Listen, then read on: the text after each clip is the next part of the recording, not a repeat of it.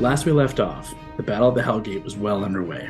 You flew over the battlefield of assembled heroes and armies currently fight alongside you to defend these lands from the onslaught of the Revenant Vow and the followers of Asmodeus.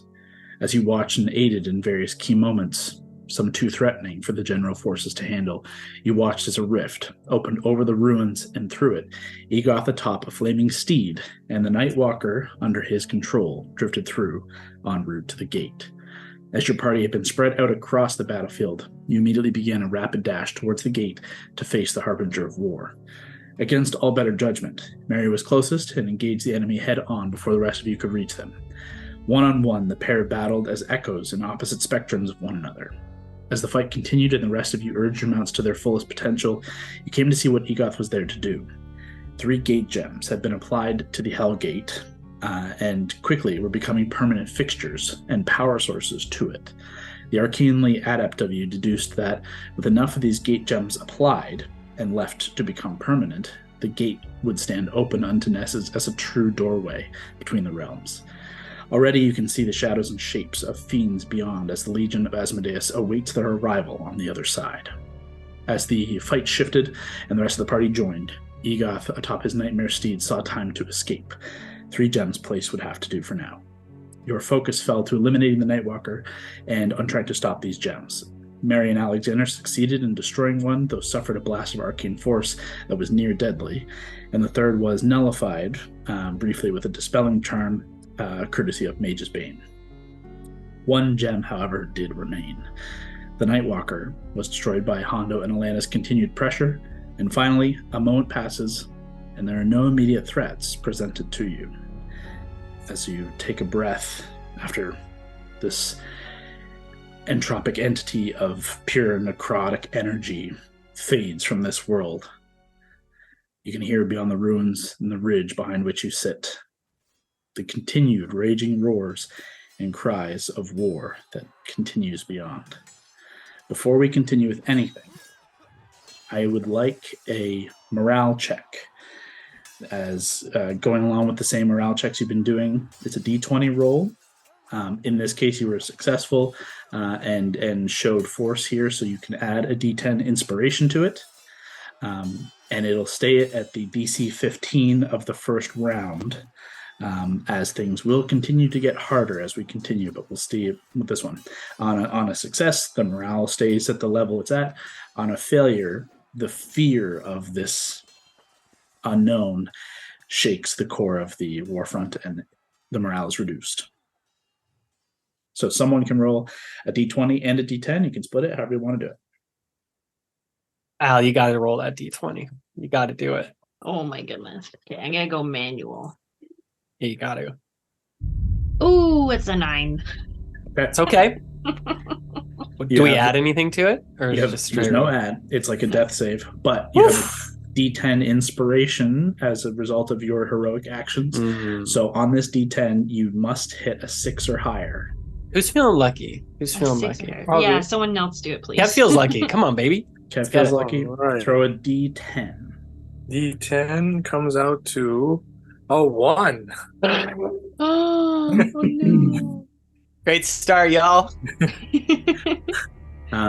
As you take this moment to breathe. Well, we all just saw Mary almost die, and we've never seen Mary almost die. So that's probably very rattling for morale. This was kind of a prolonged dash, and as you're just coming to, Mary barely, coming nearly falling unconscious, Alexander falling simultaneously almost down. I think the rest of you, for the most part, are doing okay because you came in a little late, but you certainly sustained some damage from the Nightwalker. And in that rapid, mad dash, the perceptive and insightful of you, which kind of is everybody here, you can feel a shift in the air. You can, watching the heroes of the realm run from the fight towards something bigger and scarier than what is already happening has shaken the core of those on your side and has bolstered the enemy. As you begin to kind of look about and you hear the telepathic connection to all of your various heroic allies. It becomes a cacophony of people calling out that forces are dropping.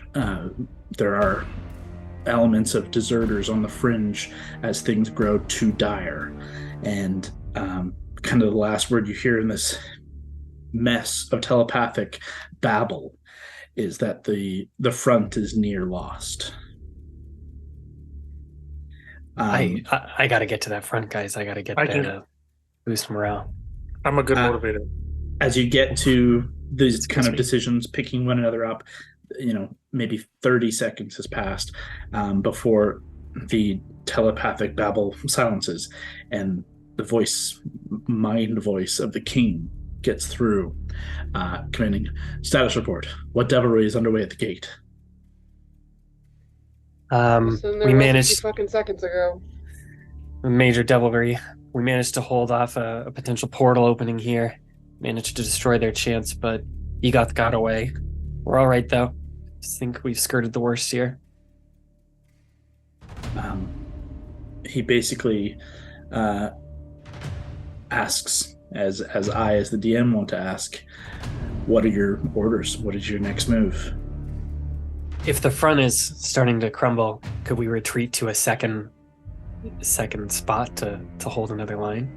So the way you can choose to make an early retreat and almost make a fortified ridge line. The back to, if you look at your battle prep map, it's like those zones.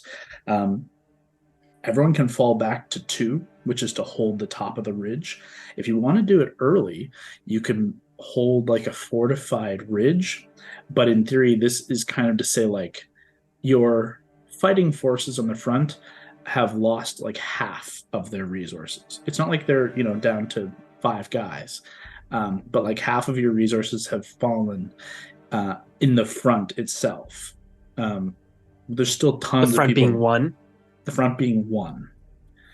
So there's still all the people on 2. There's still all your cavalry at 3 and 5, and still half of those at the front. But given the last hour and a half at this point, the front has sustained significant damage. We could try and we're still on Fern, right? I still got Fern. Yeah, I think you and I were on Fern when I went to get you. If we just go up to go get a look. Just one last thing before you fly up. The last thing you had done was dispel the gate gem, which had fallen to the ground. Do you scoop it up now, or just know that it's there? We should get them. We should definitely get them. Scoop up the one. The one is destroyed. Mary and Alexander's on the right side. They destroyed it with affliction. Mary, you remember Alexander's blades doing no damage towards it, but affliction was powerful enough to cause enough damage, and the blast was significant. So keeping that in mind.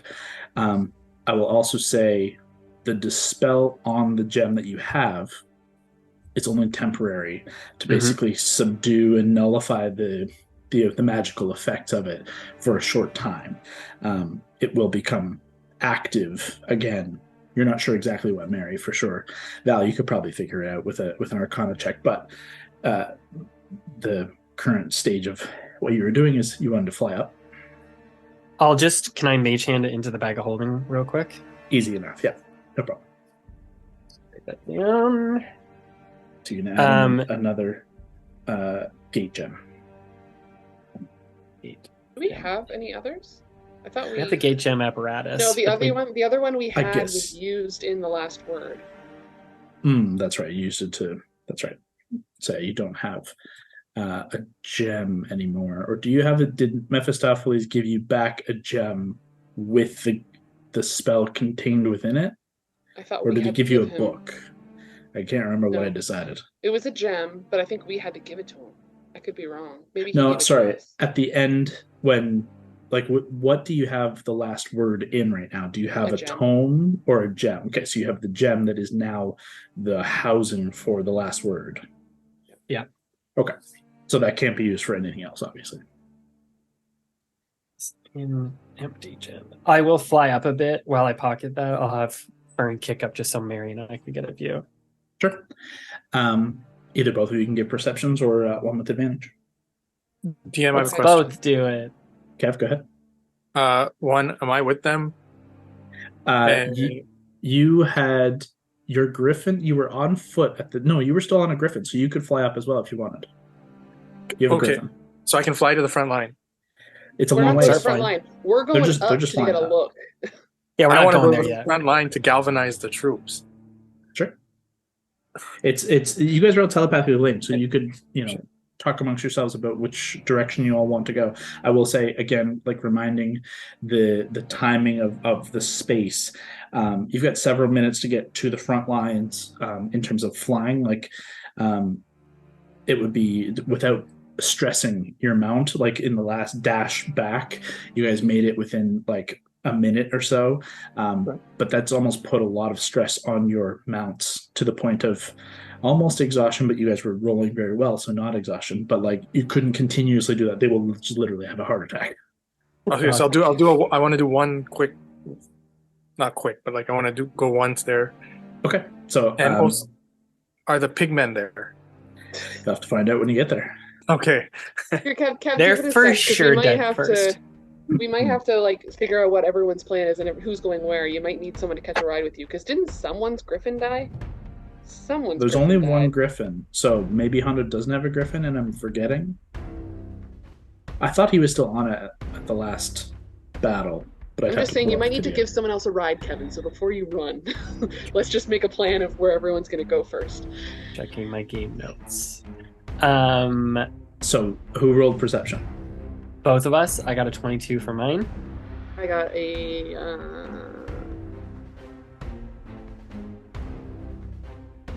also a 22.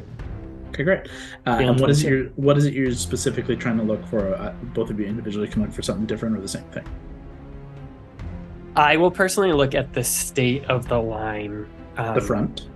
The front of our side. I think I'll be focused on our side. What's their desperation look like? How weak do they look? Okay. And Mary?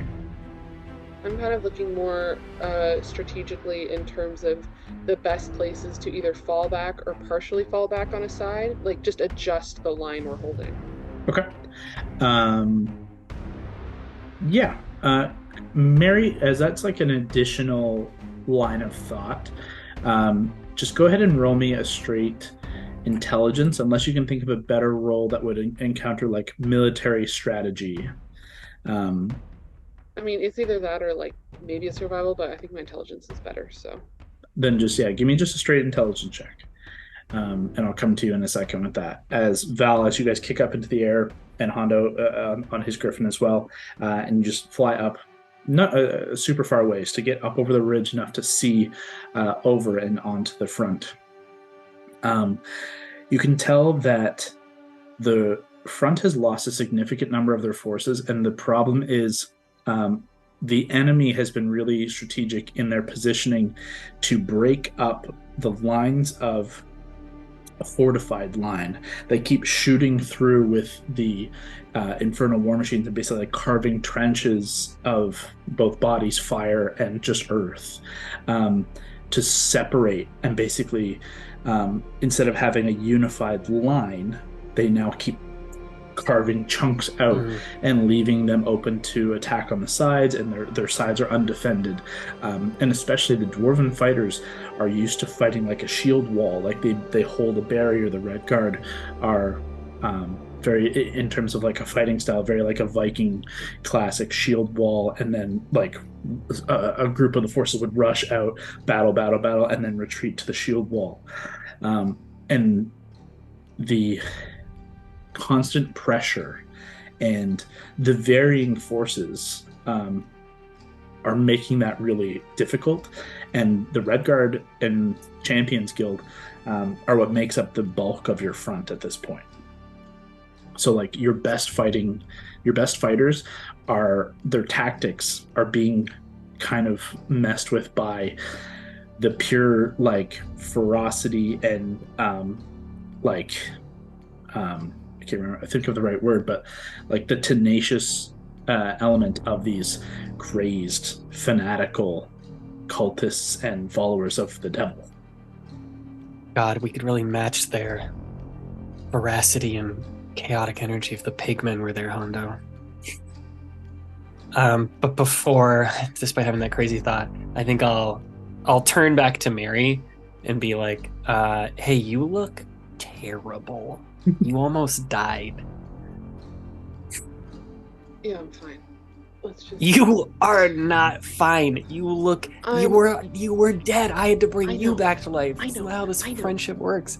I'm aware. Okay, it's bad. It's fucking bad. But look at everything around us. Okay, everything's fucking bad. We need to figure out what the fuck's gonna happen next.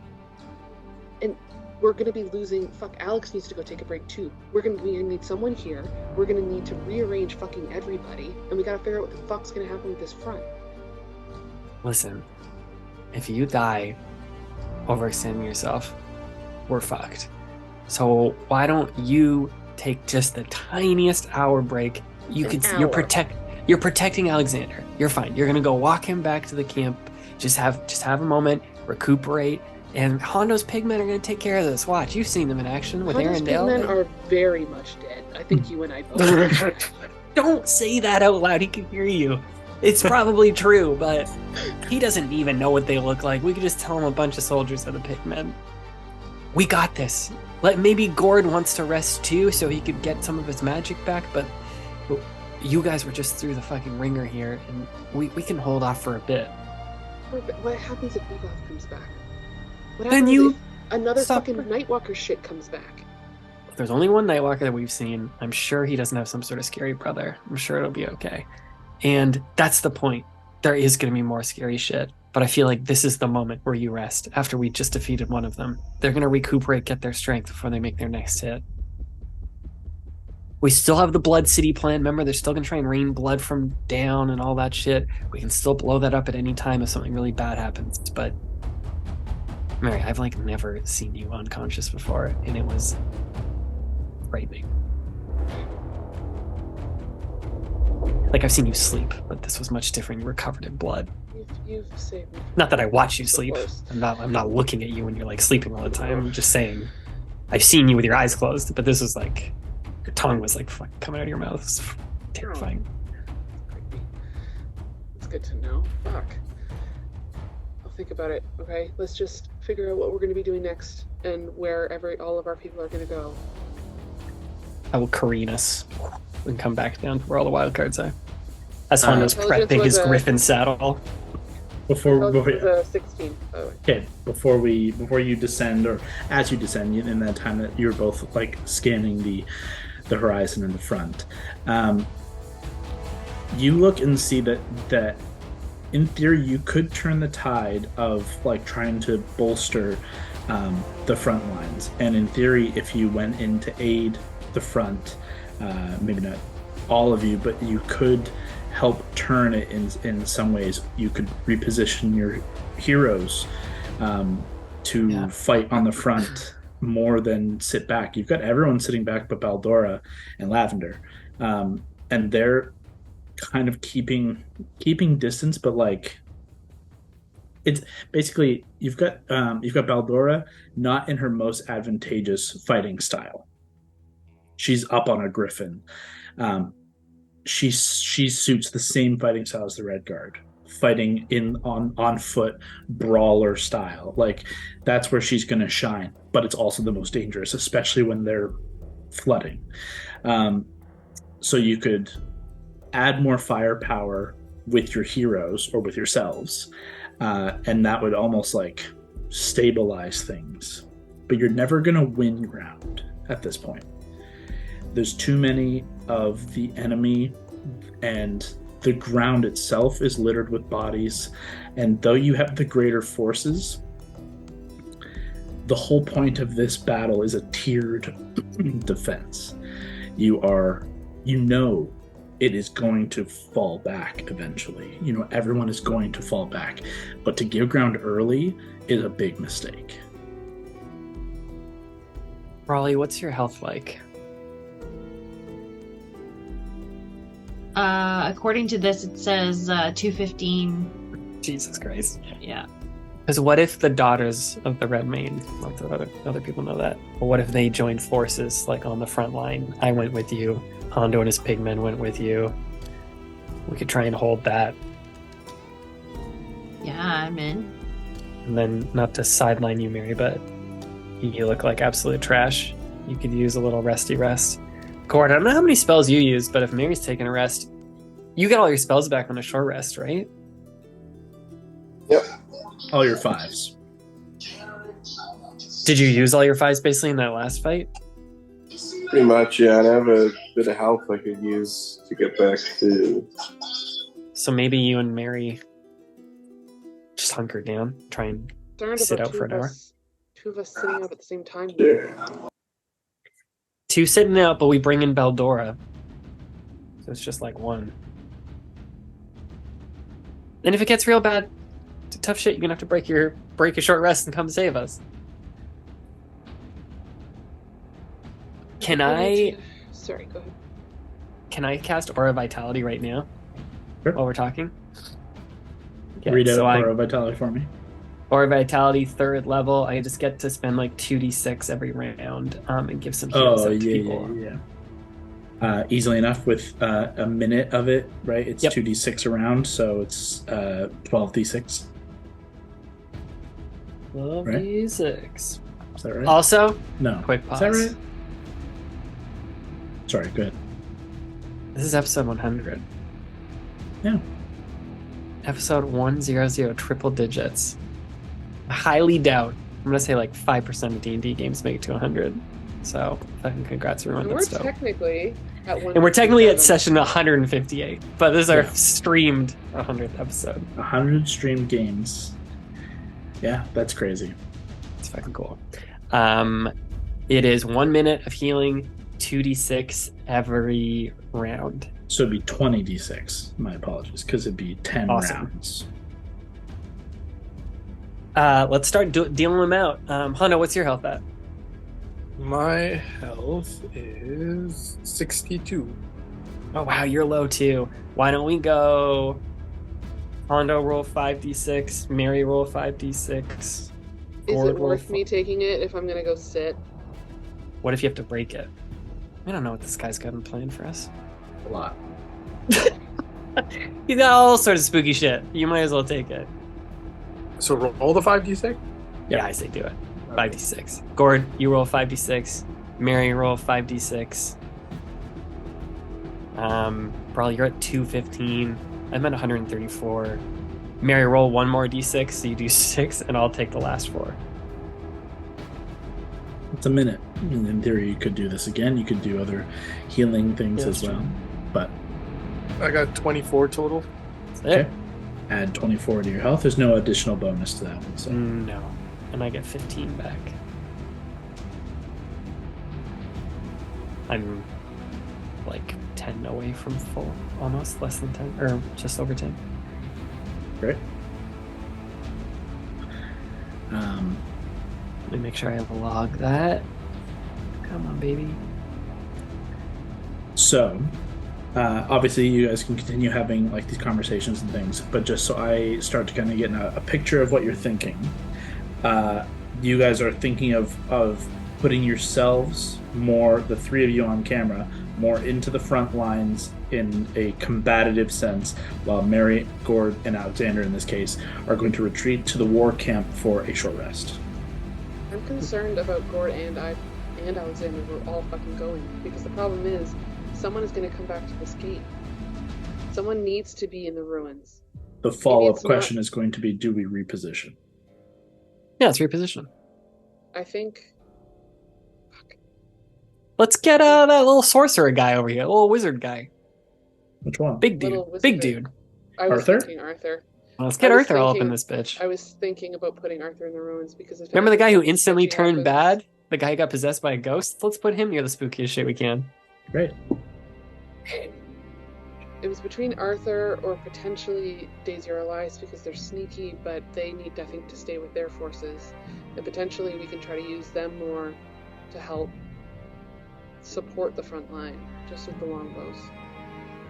Well, what I will say is the Daisy and Elias command the blade singers, Yep.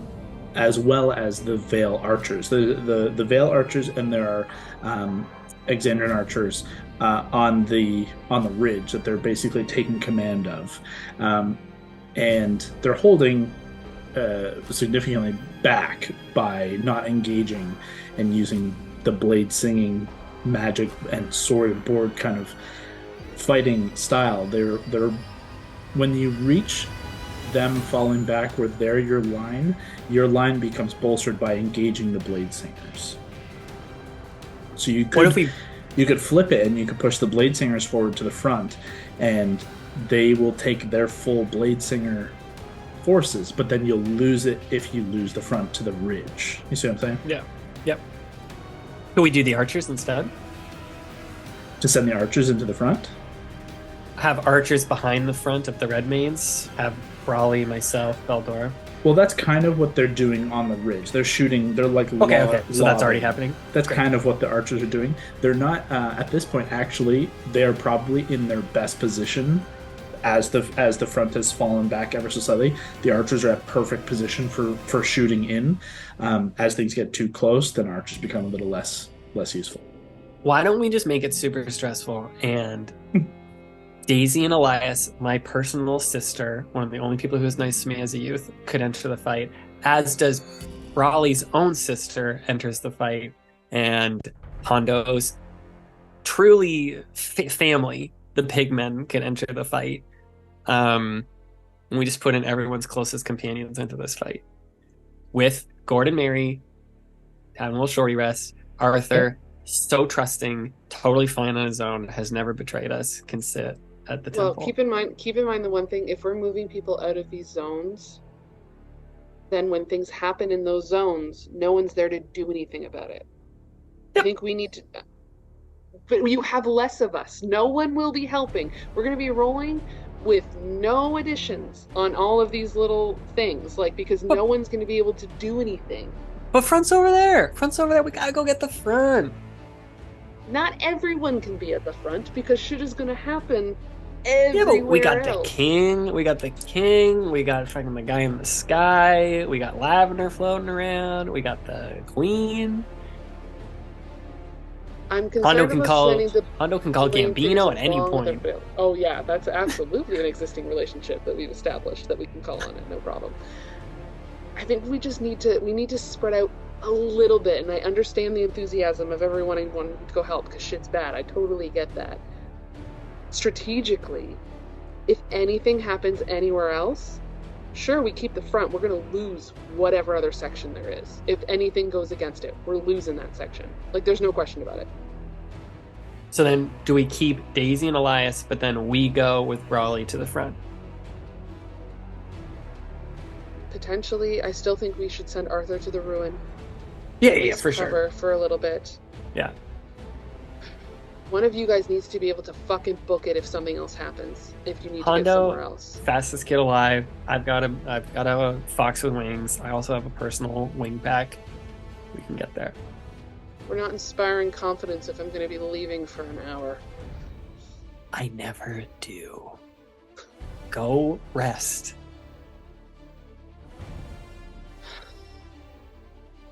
I'm going to brain radio up to Eli. Mm-hmm. Apparently, I need to go sit out for an hour, and I need you to tell me everything that is happening all the fucking time for the next fucking hour. Is that clear? Make an intimidation check. He's just shooting the shit up on that floating city. So I have a new thing where I can use a maneuver to add to intimidation checks. Or in maneuver, I love it. Use Indomitable. I don't need to use Indomitable. That's not going to work. Okay, so it was just a 11, but now it's a dirty 20. You hear him trip over his words and begins to he begins to defend himself, saying I've been calling it this whole time. I've been eyes in the sky. I'm doing exactly what you told. And you can hear the words die in his throat. I said, Understood. Yes, ma'am. You got it. No problem. All right. Eli's the guy in the van. He's the guy in the van doing his job. And I will also remind you guys that you have 3 of those uses just to like So my first thought blast is away. potentially, And it is currently still cloaked. So you currently Sick. kind of have an advantage on it. I'm thinking, what if we maneuver the city for now, slightly pulled back, so it could potentially help cover if anything else breaks through, and so it has a better line of sight, and then we could use that function. Or I think right now it's kind of floating in that area between the front and the camp, right? Which is It's kind only of between the big chasm thing and 8. Yeah. Loosely in this kind of like open terrain that technically, like, there's kind of nothing in that kind of no man's land on the right side of the fissure. On the right side of the fissure is kind of, the enemy can't quite get to it without crossing the fissure, so they're just focused on kind of coming straight down that 1-2 lane. There have been times, obviously in the last game, where certain things have broken and tried to get across to the war camp to cause damage. But yeah, the city is kind of loosely floating between like a 6-8-4 on the map, kind of like loose rotation, because it's got to keep kind of moving. But it's like a roving Like a thing. shark. But Gotcha. loosely in that spot somewhere. Covers a pretty okay. big distance. Last question. Do I need to go rest in the war camp, or can I rest somewhere else? That's No. not as far. So the advantage to resting in the war camp would be potentially taking the aid of clerics that are there and Lady Lillian to possibly kind of give you a little boost should the rest not take, should you have to jump back into the fight.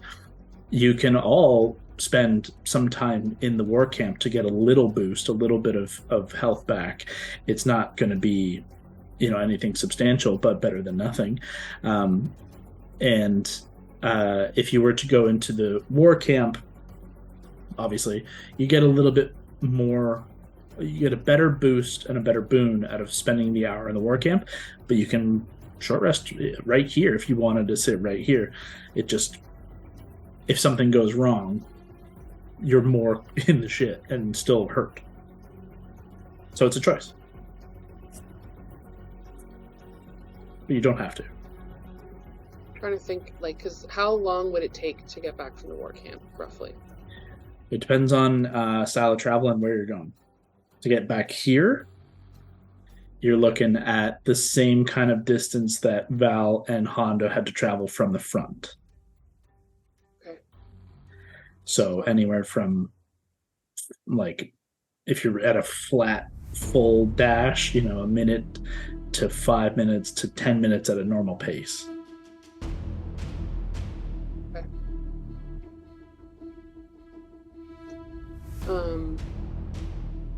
My thoughts are either the war camp or potentially the city, but I also don't want to fly up there and reveal. Oh, that, don't do the because city. I like that feeling hidden for now. Mm-hmm. But you're right. If something happens here, it's just going to get interrupted. And you're not well suited for a fight right now. No, Solo anyways. Oof, fuck no. I guess you'd have Gord. It'd be you and Gord. So, Okay. I'm going to ask for us to move forward. What's the plan? Okay. Mary and Gord are going for a short rest. Hanging, chilling. Pulling. Probably it's your sister if you want her to come in, Yeah. by the way. Yeah, she would want to be here by my side. Let's bring her in. Okay. I think we need to definitely have Arthur cover the ruins for now. Okay. Arthur, you give him the command, and he immediately understood. On my way. And he just begins making his way down from I'll the ridge. have Alexander, who knows slightly more about magic than I do. Oh yeah, mentally Alexander's give going to him- accompany you as well. Give Arthur the lowdown on what we saw and what it means, so he knows what to keep an eye out for magically. Sure. quick rundown. Yep. And I think as long as you guys have a plan for if something goes sideways, pick a person who's going. Someone's going to go and someone's going to stay slightly closer to the ridge. I don't care which one of you it is, but someone is going to stay slightly closer to the ridge so you can go and fuck shit up elsewhere if you need to be. I can do that. I can fly. Right. Brawly, let the Redmanes do their thing, let the Pigmen do their thing, and I can watch from the skies. Okay. So over the next 10 minutes, you guys get into your new positions for this next round of the war. Mary I'll Gordon. summon Mira to make it a little easier. I can get her back once, so I'll do that. And the three of you, Alexander, Mary, and Gord, are going to go back to the war camp. What do you think, Gord? Or do you want to chill in a nice cotton bed or just sleep on the ground? The bed sounds nice. I will be chilling with heavy quotation marks outside where I can hopefully see most things and probably spending a lot of time pacing. Most unrestful rest. Great. Yeah, you can't quite make a whole lot out just given the protections of the war camp where it sits down a little bit in more of a, not a valley at all, but more just down a bit from the rest of the front and the ridge. You can see the ridge, I suppose. As you guys get to the war camp, we'll come back to the rest of them as they jump in, but instantaneously the clerics tend to you, and the three of you regain 21 hit points each. As various clerics of the Dawnfather and come and tend to you.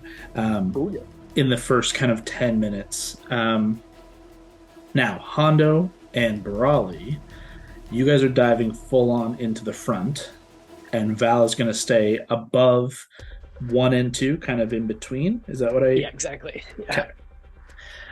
Arthur repositions, gets a little low down. I know Mary said she'd probably want me closer to 2. I'm probably going to be closer to 1 so I can keep an eye on Brawley. No problem. So a little 3/4 1 and 2. No worries. So yeah, about 10 minutes pass to get you guys into position. Like all this talking, healing, like repositioning, and then the actual movement. For now, I'm going to just say, Honda, you still have your Griffin. I don't remember if you do or not, but you do now. Obviously, Keith is still kicking. So the three of you mount up and get Keith moving towards the front. As you get close, Alana, you hear Baldora in your mind call down, "What's the plan?" We move forward. Let's go. That's my Come girl. with me. She just dives. Like, you just instantly watch the griffin that she's on just begin to dive down, and her hammer ignites with flame as she kind of meets. So cool. As you ride in on Keith, she swoops down with the griffin, and kind of in tandem, the griffin begins to ride in beside you along atop Keith. And as you guys hit the front line, she calls out in Dwarven for Haverfeld, and the line of dwarves in Redguard before you begins to kind of build and cause an open path as they shield wall around, and the two of you burst through into the enemy, and you are both surrounded but just swinging. In terms of tactics, what are you doing? Are you just going straight hammer down? Are you using any of your abilities? What are you doing here? Hammer down, I'm going to save a lot of my abilities. I think I used up a couple ones anyway, so there's some of the bigger ones I can't use. But yeah, we're just doing hammer, lots of really cool action stuff. At one point, we do this really cool flip thing where we're doing a spin thing, and yeah, it's just it's leaping so cool. off each other. Leaping off each other. Yeah. Switching mounts, switching hammer things. Totally. Doing back to back with a bunch of people around Yeah. you. Yeah. Yours is lightning, hers is fire. Just It looks flowing around. so cool. Yeah, in It's a very Marvel, anime. ultimate Yeah. alliance like combo mode. They could come together in a big like fire and lightning. Oh, so cool. Last question: as this like amazing, inspiring fight begins to break out, as the dwarven queens break out in front of their dwarven soldiers, do you rage for any of this? Yes, I am raging the entire time. So expend one of your rages, which will save the vast majority of this kind of damage. And as you guys get into this line, and Hondo, you're going to get into this as well in a moment, the people on the line on the front are not going to do significant damage to you. You are heroes of the world, not even like the realm, but the world. You are far and away above like their caliber. But every now and again, there are still some threats that pop up. There are still mages who will hurl a fireball and not care about those that are on their side in the wake. The infernal war machines are actually kind of a challenge when they come roaring through, and like taking those out is a challenge. So you are not going to escape out of this scot-free, but you will certainly inspire the ranks by your presence here, and you won't sustain near as much damage as like fighting with like Ekoth or anything like that. Hondo, as you fly in on your griffin and you see Elena and Baldora tag team up and begin to go to town, what do you do?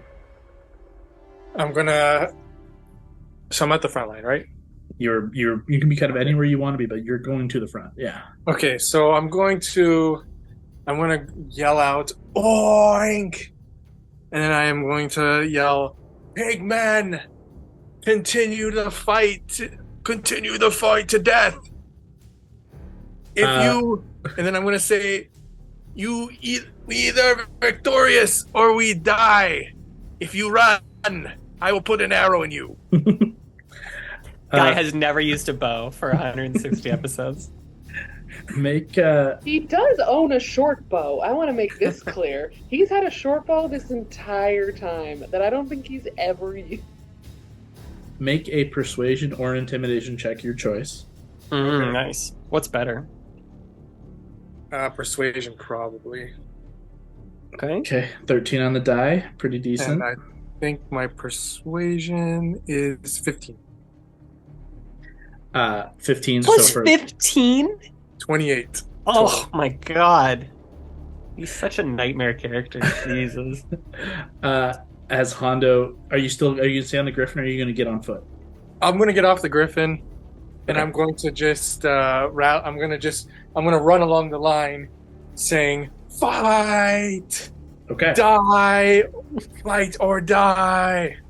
I'm going to give you guys, as you engage the line, I'm going to give you another morale check inspired by you. If you beat the DC, you'll bump back up one. This is like one of the rare chances to actually increase.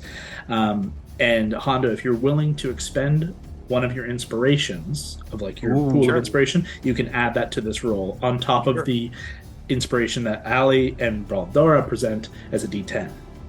Sick. So expend an inspiration. Alana, roll a D10. Hondo, roll your inspiration. We'll see what those numbers are, because this DC to regain, in this case, is going to be a hard DC. It's going to negate the DCs of like the various fights. This is to pull back up. This is a DC 25 inspiration. I also got a 7. So you've got 14 on your inspirations. Right off the hop. So between the two of you, or whoever wants to roll a d20, you got to hit 11 or higher, and you will regain and inspire the troops on the front and hold and actually regain some ground and put down a lot of these Vow cultists if you can hit 11 or higher. One you choose. Who's going to be? Brawley? I can go if you want. Oh my Do god, it. for sure. Okay, here we go. Oh, 12! Oh! Nice! Ooh, that was close! Yeah! Yay! Ooh, a nice multicolored one, too. Nice. Thank you.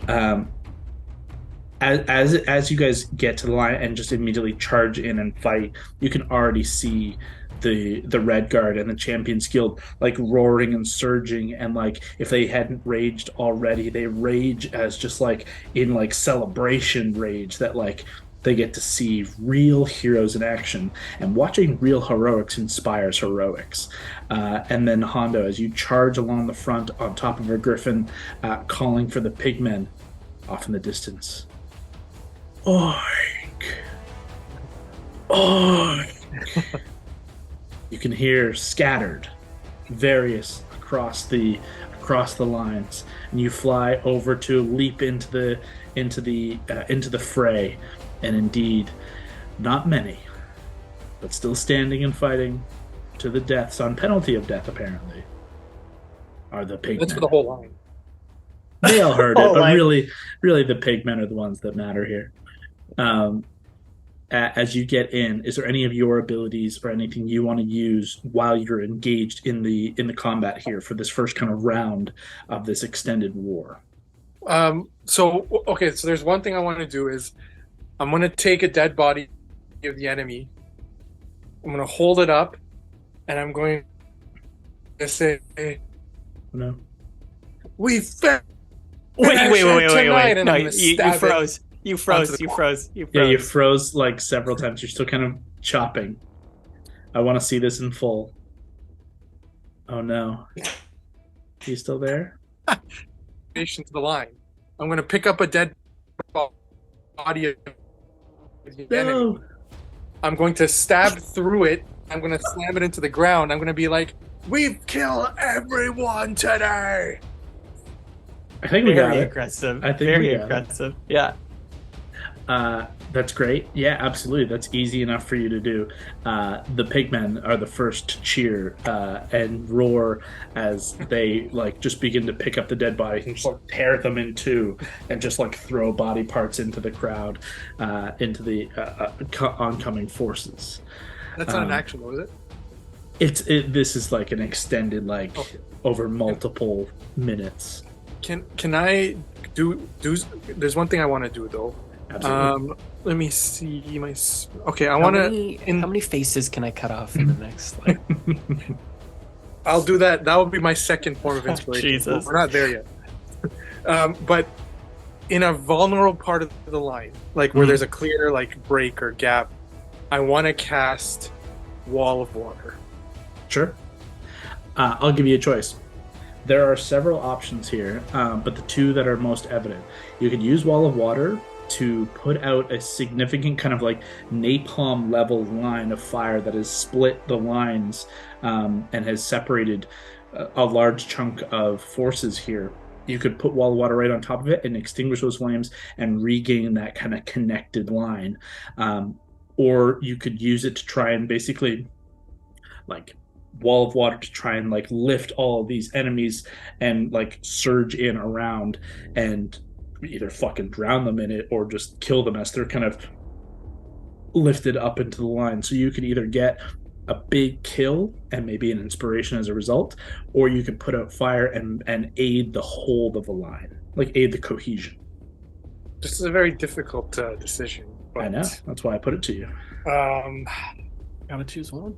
I'm going to say that. Okay, when you say a big kill, would it be a noticeable? It would have an. What I'll say is, in the same way that the lines of fire break your dwarven fighters cohesion, this line of water through their ranks would give a chance for you to dive into the water and be pulling people in to drown them in the water and stabbing because you can breathe in it. The enemy is not going to enter the water, and you're going to be surrounded by people. You can almost make your own water kill box. I like that. And so you're saying it also would cause a break in their line, we could do absolutely toward the. It's gonna cause a significant chunk. People can still choose to go through, but these people are not smart. These aren't like your big enemies that you're used to fighting. These are idiots who've signed up to fight in a war with these cultists. They're not smart. Like, they see a big wall of water, they're not going to jump into it, and they're going to see a fish man who's just calling for the death and dismemberment of them, tearing body parts and still like scattering them into this magical wall. No shot they're going in. Like, this would be a significant attack. Okay. So, do you go attack or do you go protect the line? I will attack. Okay. Gotta go attack. You're Hondo the Blue. Yeah. Shocking absolutely nobody. The water kill box is enacted, and indeed you sever a section of their advance, and between the two of you and Baldora and Valentine overhead, just kind of keeping eyes and blasting at the stragglers, you retake a swath of land as you push back harder and harder, and you retake the kind of the core of the front. There's still flanks that are very kind of comes and goes as to which side it goes on. It's a little bit more flexible, but that's when like your cavalry rides in on one side and the fissures on the other, so there's not much you can do about that. What time of day is it? Well, it's well into 1 in the morning, 2 in the morning at this point. Oh wow, it's nighttime? Yeah, I mean the Nighttime moon, the whole time. the whole moon thing. The seal broke at midnight. Gotcha. So The the moon's gate like full, right? reformed So at it's midnight. really bright. Yeah, you've got a bright moon shining across everything, and the light of the gate is casting this little ominous hellish fire light out into, like, from almost like out of the ridge, like from behind. There's like a pit of fire if you're looking towards the gate from the front. That's why it's so ominous to those who don't know what's going on, and those who do, it's still scary. Can I Good. Can I, floating above all of this chaos and kind of smiling, at least a tiny smile, watching like Raleigh and Baldora do their thing, and then like can't help but smile at the craziness of like what Hondo has like summoned forth with this pigman. I'll like hold on to Aetherius, and like look up at the moon and close my eyes and just kind of like think of the Summer Queen in this moment, and just think like kind of say a silent prayer of something like, I know our connection is fate, but I'm with you if you're with me. And then I'll cast Fiendish Vigor on myself, which Fiendish just sounds scary, but it's just my little cantrip connection there, and get 1d4 plus 4 temp health. Go ahead and do that, 4. and then throw me a charisma check as well, just d20 plus 5. I get 8 temp. D20 plus 5. Okay, guys, I literally put my d20s here so they could bathe in the light of the full moon, the spring full moon the other day. So I'll use my new d20 dice. It's a nat 1. Why punish me? We were so connected. He's really been temperamental. Why did I know that was gonna happen? Like, so upsetting. Look how beautiful. There's a rose in it. It looks very nice. Unfortunately, you already know that the connection is tenuous and is fading, and this battle is going to be partially a deciding factor in whether that is capable of continuing to exist. But your pure proximity to this evil is too great, and maybe if it was the sun was out and there was the sun connection, but it's like it's the middle of the night. It's as far away as you can be from her, and unfortunately, you don't get any of that further connection, and no words of inspiration. But you still feel the vigor of the summer sun within you. Just give Aetherius a little squeeze, despite not having that. But then I kind of steel myself and gaze around looking for the next danger. Great. In that case, I would like you to go ahead and roll me a d8. You got it. Let's And do I it need real- to. I'm gonna just talk out my process here. I basically need to determine how much happens to Alana and Hondo in the midst of this, and I kind of want to make it like a luck roll, almost Yeah. like a luck, like how lucky are you? You're going to sustain some damage, like no matter what. There's a minimum threshold. You're in the midst of a war. There's a little bit that's going to happen to you, but how unlucky do you get? I'm trying to decide how to gauge that. Is it better done as a percentage and I do like percentile dice, or should I do just a d20 roll and almost like Brendan Lee Mulligan's like emphasis roll? Yeah. Let's do the emphasis Ooh. roll.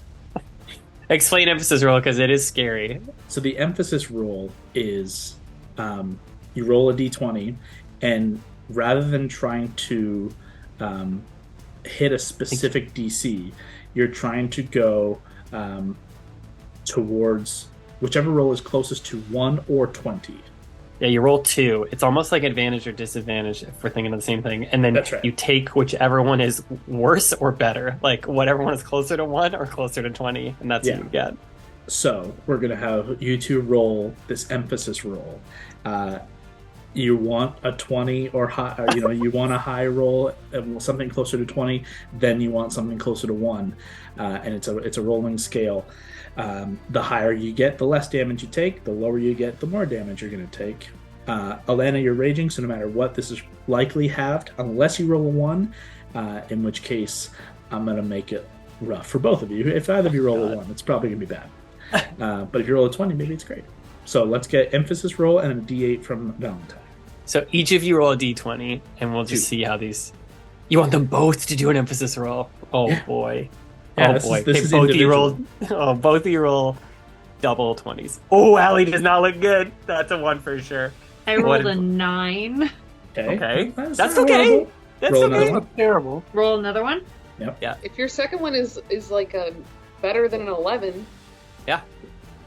No. What is it? 2. Oh, it's bad. Okay, Hondo, what were your 2? Onto the blue. Oh, sorry. 2 d20s, baby. Come on now. So Okay, 7. 7 for Great. on. Get That's some a good sexier start. than that. Let's get some high double digits in there. Nope. No, it's a 6. It's a 6. Okay. I love the emphasis roll. A lot of stress. It's fun. I Okay, my D8? The big randomness of it. 5. God, I hope that's not the same 5. spot that we've just been doing this whole time. Okay. We will come back to that. Throw me a perception check, Val, as you're up in the sky as well as like that was kind of what you were actively doing. But as I come to Alana and Hondo's kind of punishment for diving in, you didn't roll a 1, so there's no additional effect here. You rolled a 1, that could have been some Baltor damage. But right you there. both rolled like well below 10, so I would like a Constitution saving throw from both of you. Ooh, fun. Kyle, you want a d20 perception? Is that what you said? Yes, please. That's a 19 for me. That's great.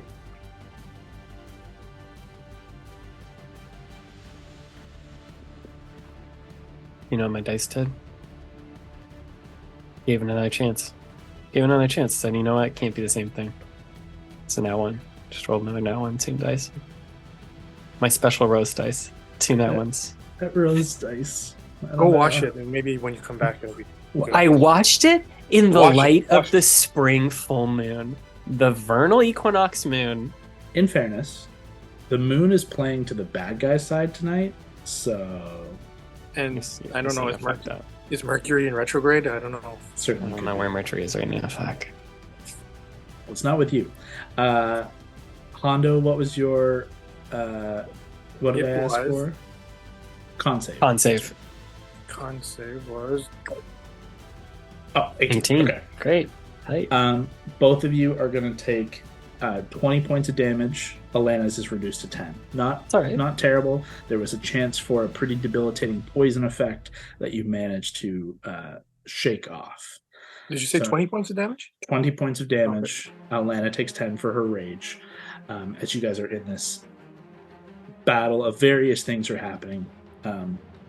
Nothing horrible, but there's just you're getting caught off guard every now and again, and almost independently, you both get bolts fired at you that you just couldn't protect yourself from, and one of these bolts like just nicks in under like the armor on one side, and the poison is like not so potent in terms of damage, but you can feel instantly where it hits you this like this burn that were you not both so heroic, that could have been a big problem for you.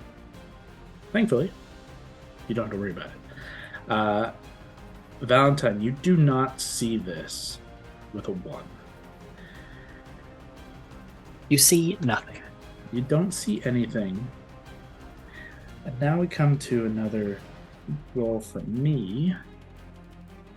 You rolled a 1. I gotta... Bad. I rolled double ones out here. That's a lot of 1s going on. I gotta act on the 1. Let's see what it is. Another one? No, it's 5. Is this weighted right? 8? No, not 20. Actually, That would have been 5. you know what? Before I go to this, in the war camp now, it's been about 20, 25 minutes. No, it's been 20 minutes. I don't want to go too deep. Mary and Gord, is there anything you guys do after this first kind of initial, heal up, and everyone's just kind of getting you water and like some simple food, and you're seeing the tents in here are full already with injured, wounded soldiers of various races and heritages. Is there anything you guys are doing in this first 20 minutes? I think trying to sew myself up as much as possible as to not burden anybody, and kind of just asking for status updates for whatever authority figures are there in terms of what they're seeing. Like, probably annoyingly, keeping herself busy, very obviously, because she wants to run. It's difficult. It's very difficult. But there's nothing that immediately... Cleaning. Yeah, pardon me. There's nothing that immediately catches your eye. You can, at a distance, still see Valentine like overhead. You don't have any eyes on Elena or Hondo. You're not seeing any of their heroics in action. Would you be standing? So around the war camp is a tall, like barricade wall of wooden like pillars that are spiked pillars. This classic kind of wood barricade wall. Would you be on the outside, or would you be within the tent city? I think I have to be in. Okay. But consistently pestering Eli for updates. This is where you get a little insight as to what Elena and Hondo are up to, as Eli gives you a little bit of a play-by-play of them showing up the Revenant Vow. But that it all seems to have been quiet, and they seem to have gained some ground. Like, it seems to be a successful first kind of pushback.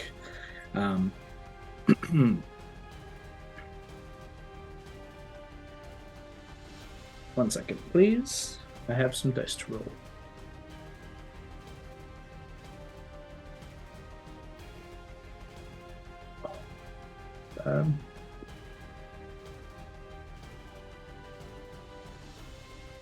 Oh, Come on, man. it was not good. I'll tell you that. For you? Okay. Hang on. Maybe it's good for us, guys. We don't know. You can just see.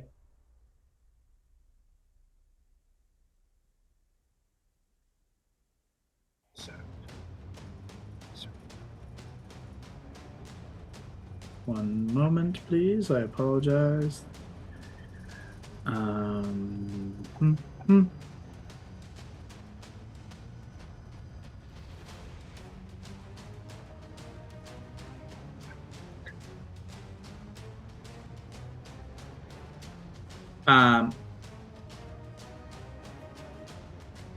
you hear, despite it being telepathic connection, frantic, fearful, pained, like screaming in your mind that you all instantly recognize as Arthur's. Like, you've heard him in your minds for a lot lately, but also before. Like, Arthur is howling and screaming in pain. This is a mental death rattle. He's dying. Val? On it! Need help back at the ruins? You turn to look to the ruins, and you can see, like, the gate is kind of flaring. It looks no different. You see nothing, out of the ordinary. You're far away. You're very far away, so like you don't have a good line on it. I'm gonna start going. I'm gonna be like, I don't see anything, but I'm headed there. I think I'm gonna need backup. Alana, Hondo, Gord, Mary. Who follows and who stays? I will point out. I could take Elias and Daisy. You've got heroes to call on. I will point out, Hondo and Alana, you guys are like deep entrenched. It'll be significant rounds to get out. Hondo, like, you don't have a mount anymore, you're on foot.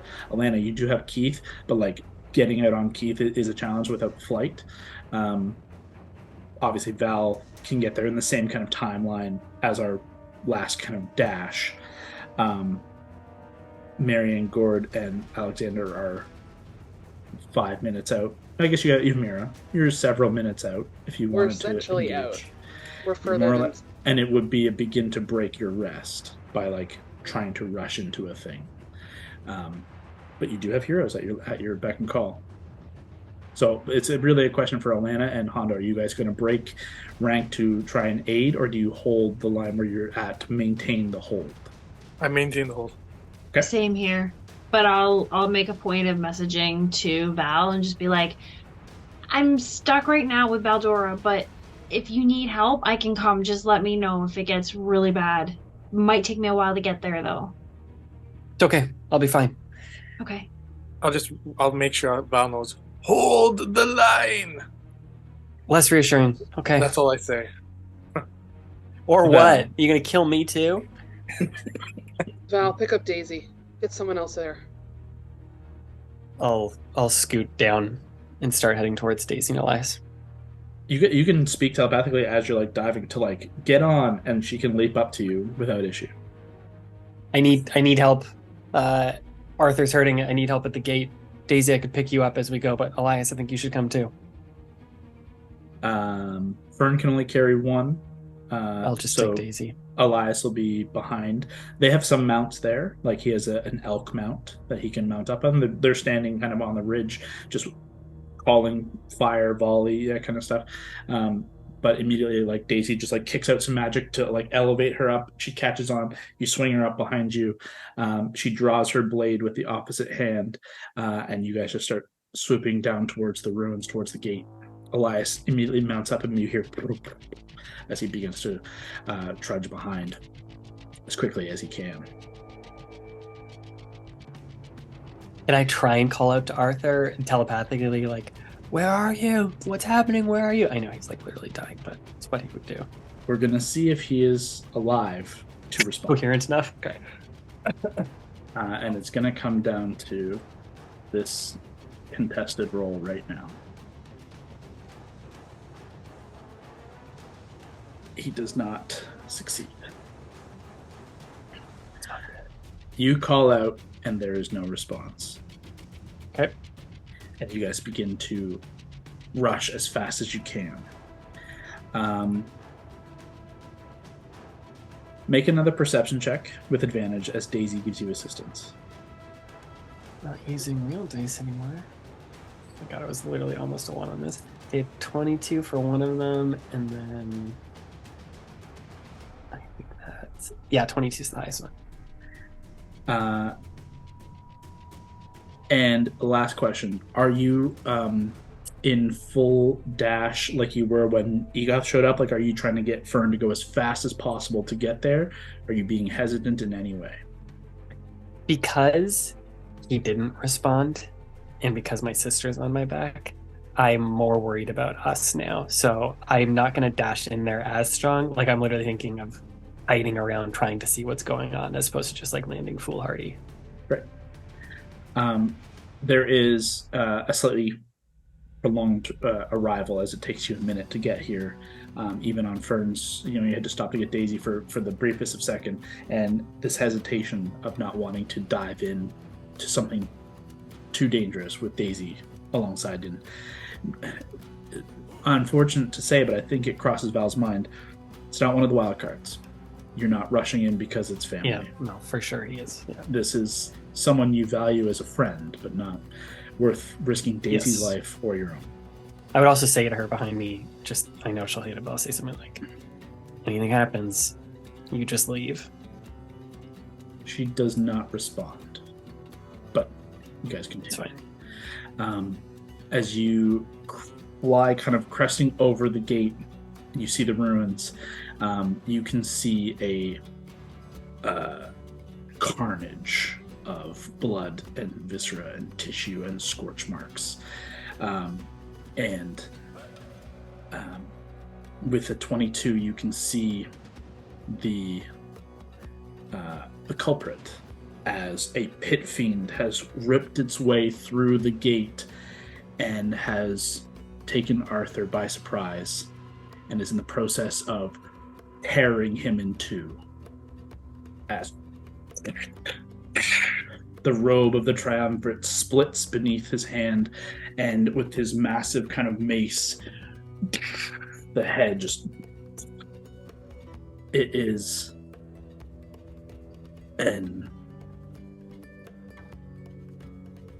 it's a horrible sight. And the pit fiend just like kind of roars. You see blood pouring from its open, massive maw. Wings kick out, and it's that a roar that echoes through the valley and through the ruins and off into the distance.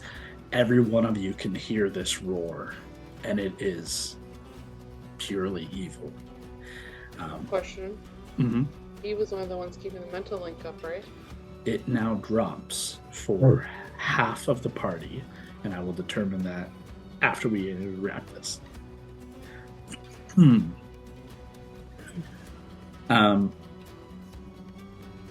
You see this, and there's no... he was focused. You see him before he sees you. What do you do? I'll tell Daisy, hope you're good with that sword. And then I think I'll charge us in, but I'm going to fire Eldritch Blast at him. Okay. Maybe I'll do something bigger because that was fucking intense. Maybe I'll do Synaptic Static on him. Well, there's only one guy there. Okay. Yeah, let's do it. I think that's a 5th level. Mm-hmm. Yeah, I'll cast it. Great. You get the kind of first round in for sure as you're flying in. You can get this off before we roll initiative, but we are going to roll initiative now. Cool. So this does not count as your first round. This will be like the inciting incident because he did not see you come in, as he was focused on ensuring Arthur was not a part of this. So roll initiative, please. I'll roll for Daisy as well. I need to just get her stats. Sick. Daisy and the pit fiend. Yeah, I'll like extend my hand forward and like summon like petals to try and just like float around his head like one of those like crayons to try and Synaptic Static him. Oh, great. Okay, what's your roll? I rolled 25 for int. Our initiative. First, absolutely. And it's an intelligence save. 19 intelligence save for him. Okay, coming up.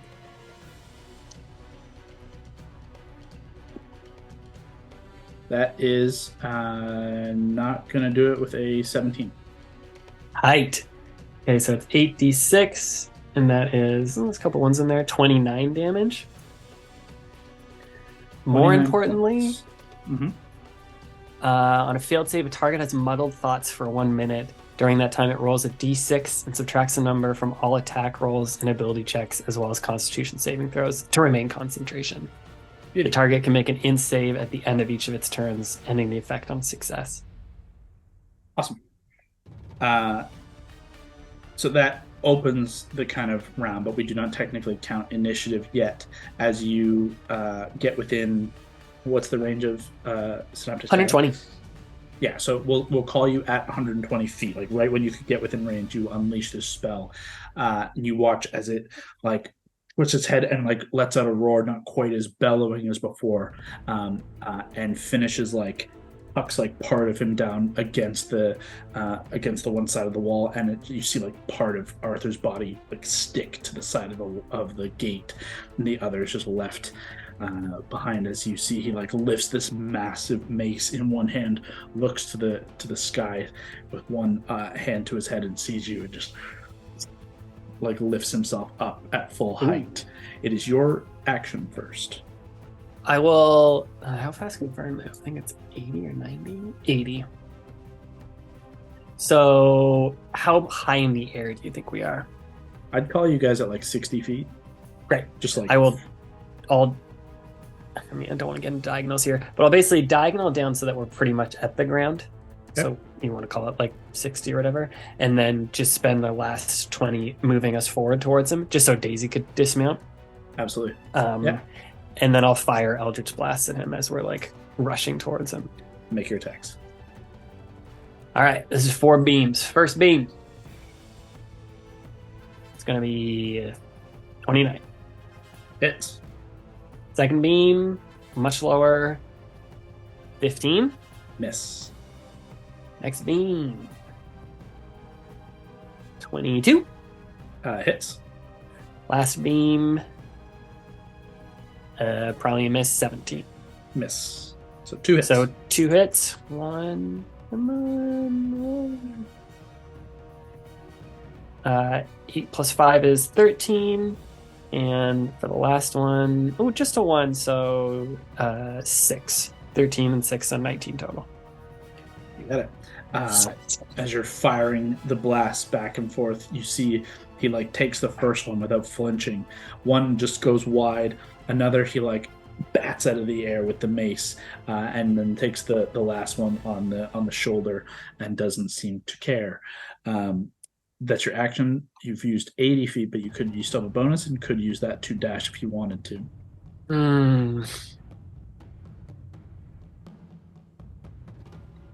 I don't know how fucking close I want to get to him. If he's like, you can pick away at him while he's all fucked up. Yeah, like con up, right? I know. So I think it's actually not con. It's only on him. Oh, that's amazing. Yeah, but I don't think I want to get that close. So I'll just like end my turn there. I mean, I don't need any bonuses to use. Maybe I will throw an inspiration to Daisy. Sure, no problem.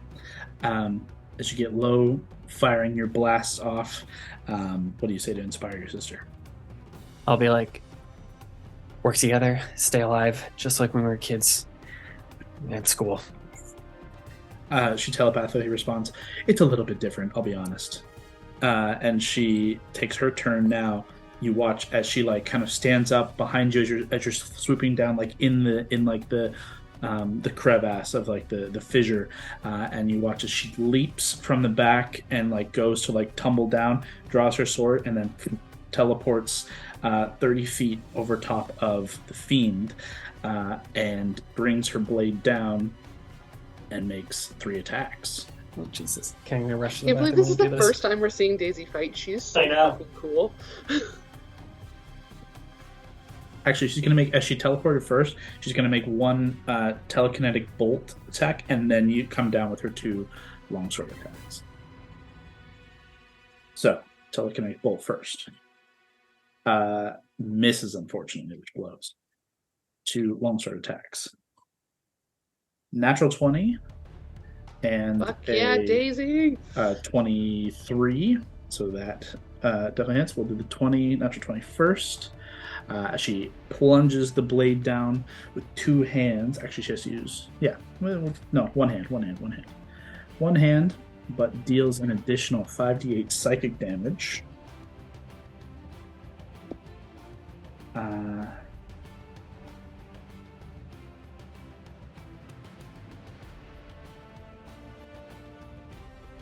So 43 points on the first one.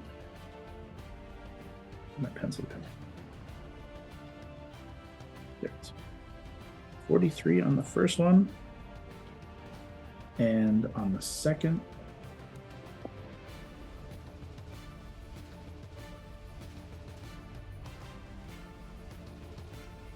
$30 on the second, for a total of 73. Jesus Christ.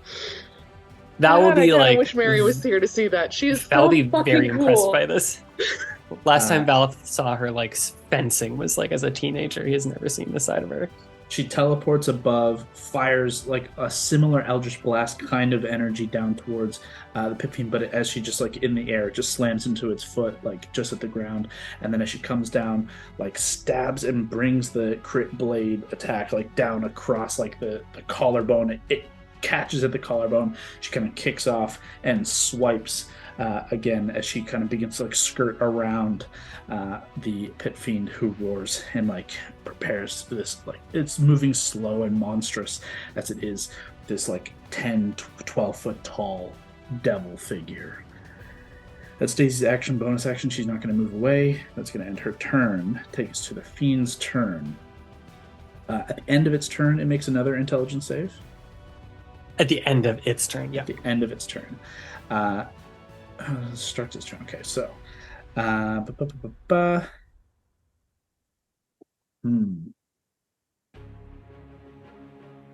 you are 40 feet away, right? Yeah, whatever. You went yeah, 80 60. out of 120? Oh, sorry. Yeah. Because you went 60 and then like 20 forward. Yep. So you'd be 40 away.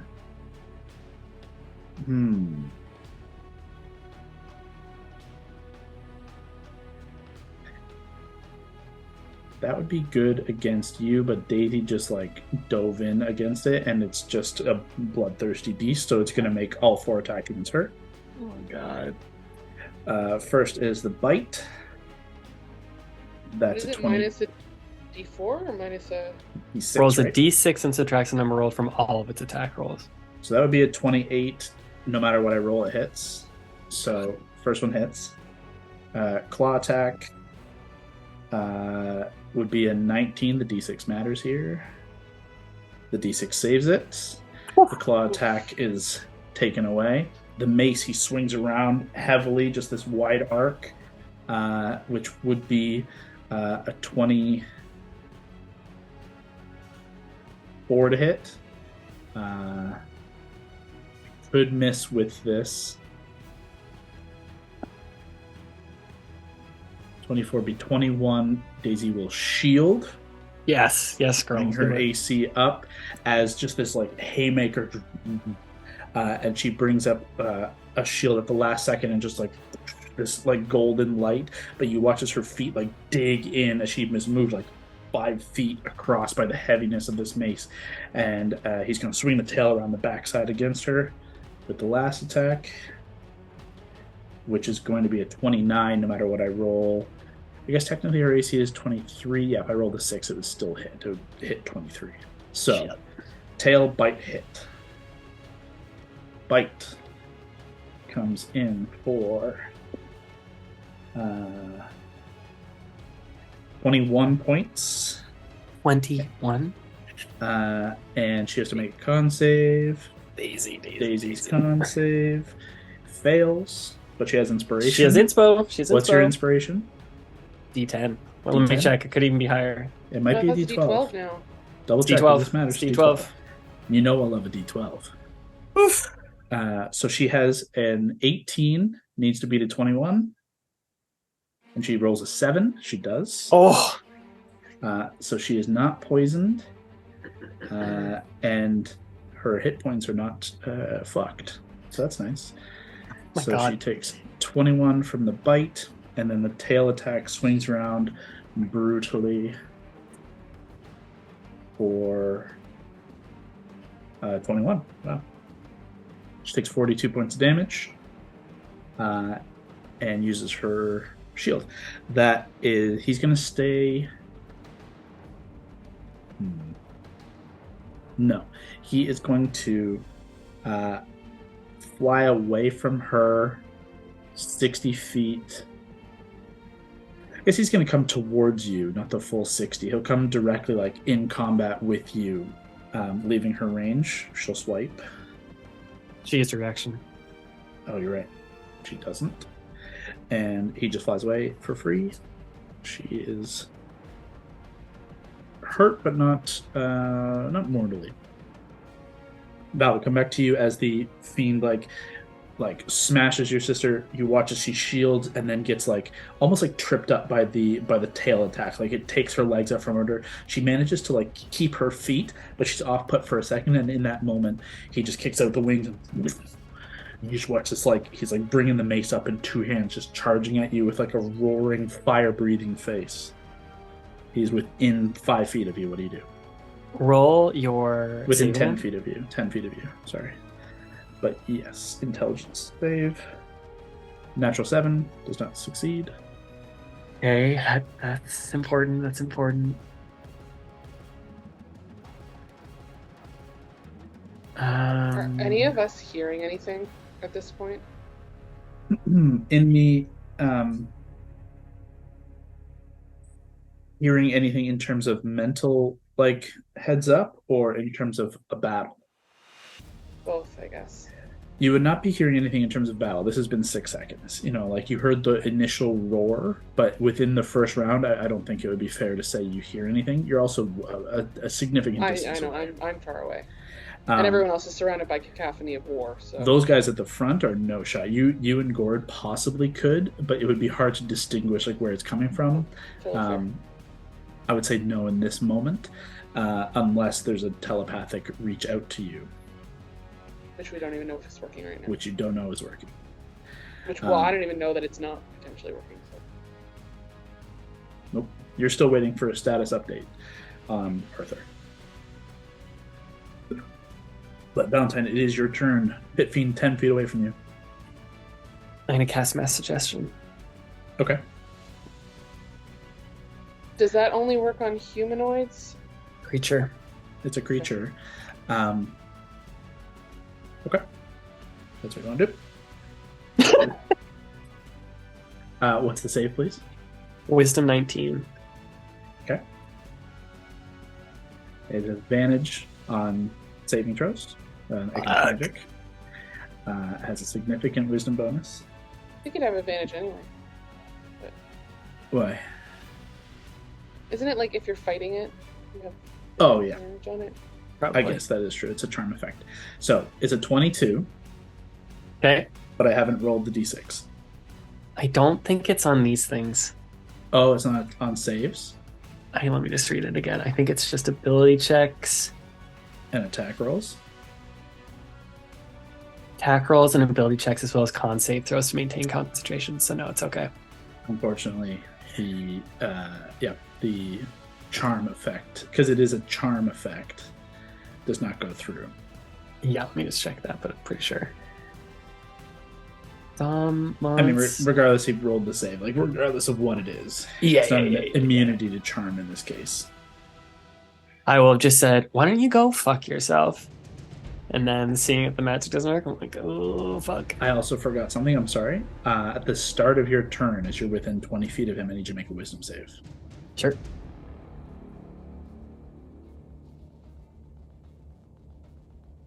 Is this charmed? Anything? This is against a fear effect. I rolled a 6. I don't think we have anything against fear right now. I don't think so. If you rolled a 6, you said? Yeah. Yeah. So you are considered frightened of the pit fiend. If I'm 10 feet away and my why don't you just fuck off didn't work, I'm going to literally jump up on Fern and fly 80 feet up into the air away from him. With his reach of 10 feet, he is going to smack out at you with the mace.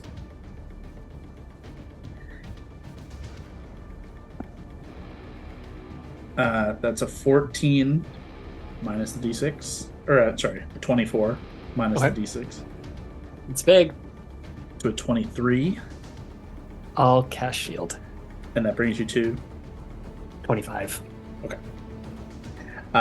you throw up your shield, and you feel the mace like batter you, and there's a flame behind the shield as the Summer Queen's light protects you as you fly up into.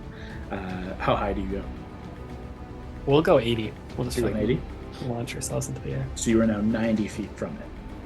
Yeah, that feels Okay. right. Great. That is the end of your turn. No Daisy. little bonus action for me. Yeah, I'll just do that. Okay, no problem.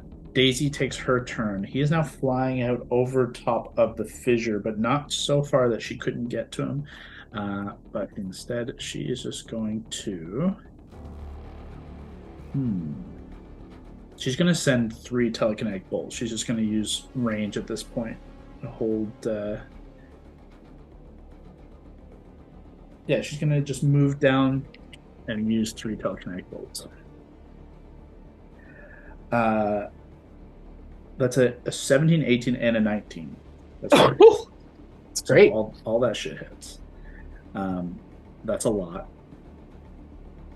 I'm just going to roll it here. It's easier this way. That is, damn, Daisy, come on. That's 67 points of force damage. Oh my lord. Just didn't work out here. As all 3 strike into its side, and you watch it kind of turn back and fully focus on Daisy at this point. That is... Daisy's going to use her action to do that. There's no point in using her bonus action for that. So she's just going to hold her ground. Pit Fiend comes back Just up to, around. as a reminder, I hope you're keeping track of when Elias can show up to help out in this fight. Even at the fastest pace he can move, it's like 6 rounds. Okay. And that's...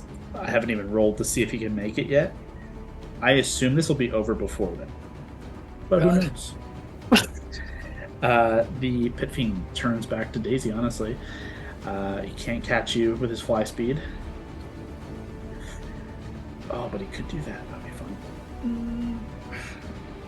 That could be fun.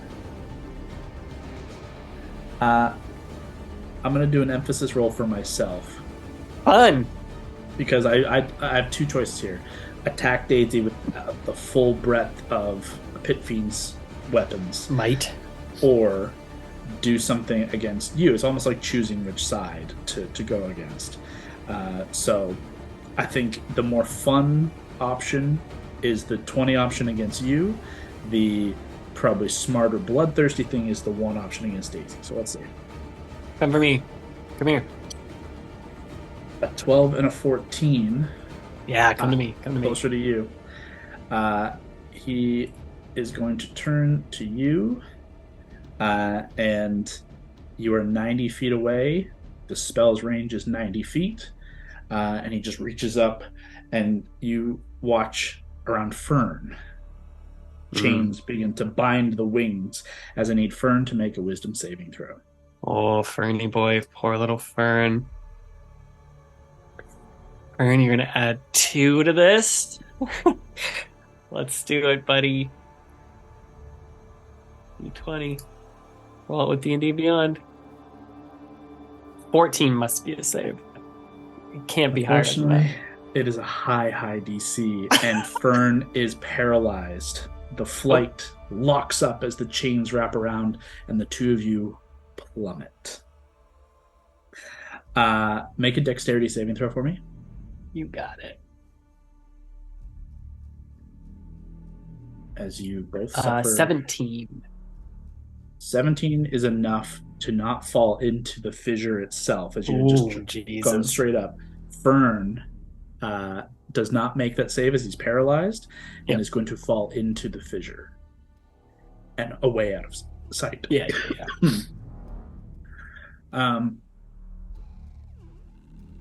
Sorry. If there's no way for you to stop your fall, You suffer 21 points of bludgeon damage as you slam into the ground. I don't have any like reaction things to do that with, so yeah, that's totally You cool. use shield already for reaction anyways. Yep. It was a pretty 21? bad roll for the fall, so that's good for you. 21 That points takes damage. away my 8 fiendish, so that would be 13. And you slam into the ground, basically on the other side of the fissure, and you like cling onto it as you like your wind is knocked out of you, and you see the pit fiend just like flying between Daisy behind you on the other side of the fissure and you on this side. Fern just like falling deep into this fissure. How much health does Fern have? 40. I don't think there's a way for Fern to survive this. I did not think he would survive this. And you feel that connection fade. And the pit fiend just like laughs uproariously and says something in Infern.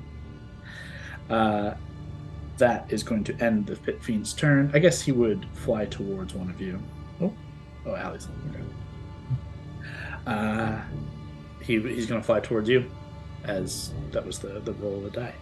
And he stands over top of your prone form, waiting to wreak destruction. It's your turn.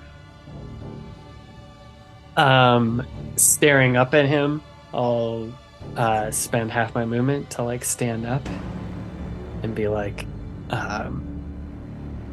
"You killed my fox," and then fur is just going to start rippling out from me, green and black fur, much like Fern, and I'm going to polymorph into a giant ape. Okay. You begin to polymorph into giant ape. Oh, I should do the intelligence save at the end of this turn, sorry.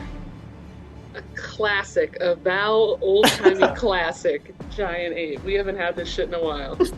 He does succeed on your No worries. save, so that is gone. And you are technically still frightened of him. Yep. So just keeping that in mind, you can't move I closer, can't do but anything. He's Yeah. moved to you. So And I you can't turn even into- attack after this. This is just my action. Mm-hmm, absolutely. You become this giant ape, and you just see the blood is still glistening on this creature as you kind of reduce yourself to a brawling form as he just like bears down on you. And now you are kind of eye to eye, actually, which is nice. You roar, he roars, and then Daisy is going to leap across. She's not going to leap across. She likes the positioning. She's just going to run up, and you see a lightning bolt just fire through him and not through you. She repositions and sends a lightning bolt his way. It's a dexterity save throw. That is a fail. Yeah, that is a failure.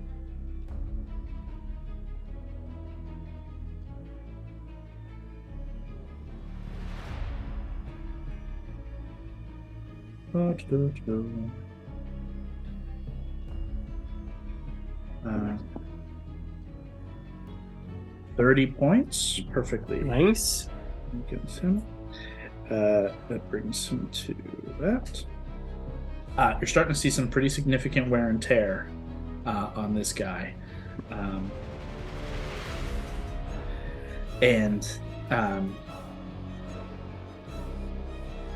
I hear a monkey. So that's I was I got nothing. I was going to give No, you I got something nothing. more, but I was like, no, you're a monkey. Literal ape mode. She fires a lightning bolt through him, and then that is it. So he comes back to his turn with a monkey in front of him. He bears down against you. Brilliant. All of the attacks. So, bite attack. Oh, come on. 17. That will still hit. AC 12. And a Constitution saving throw from you. Yep. AC 12. Yeah, he's Okay. just a little ape. He's just, well, he's Yeah. a big ape. So there's no way I'd miss you unless I roll a 1. So First one is 17, and I roll with advantage, so thank you. 27.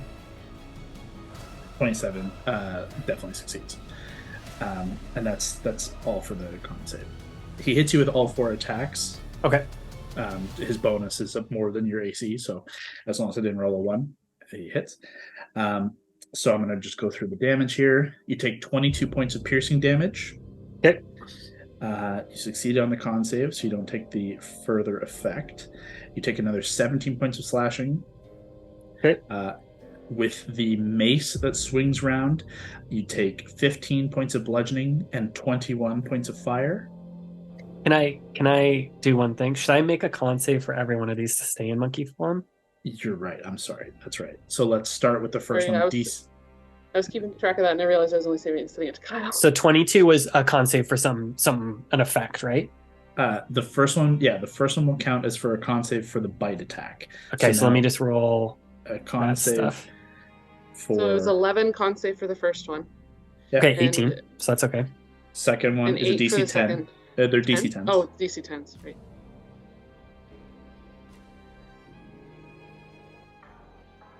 You're rolling with advantage, right?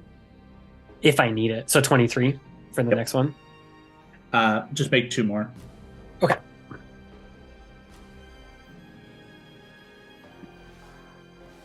$24.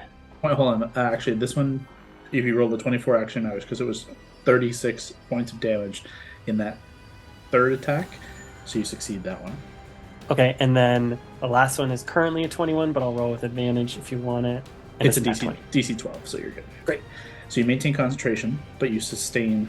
So 22, I got 22, 17, 15, and I didn't get the last one if you rolled that. 21 fire and another 24 at the end. So 22, 17, 15, 21 fire, and then another 24? Yep. Okay, let me do some math, because I think I'm still good. So it's 39, 49, 54, 75. Yeah, we're still good. 99 total. 99 total. Oof, that's scary though. Okay. And Thank you, then Warcaster. Ends his turn, comes back to you. I think I will do just 2 fist attacks from this, just taking all of this shit. I can still attack him, it's just disadvantage, I guess? With fear? That's right. Yes. Okay, so 2 of these. I add 9 to this. Ooh, they were pretty good, but not anymore. The 13 for the first one. It's going to miss, unfortunately. And then second one.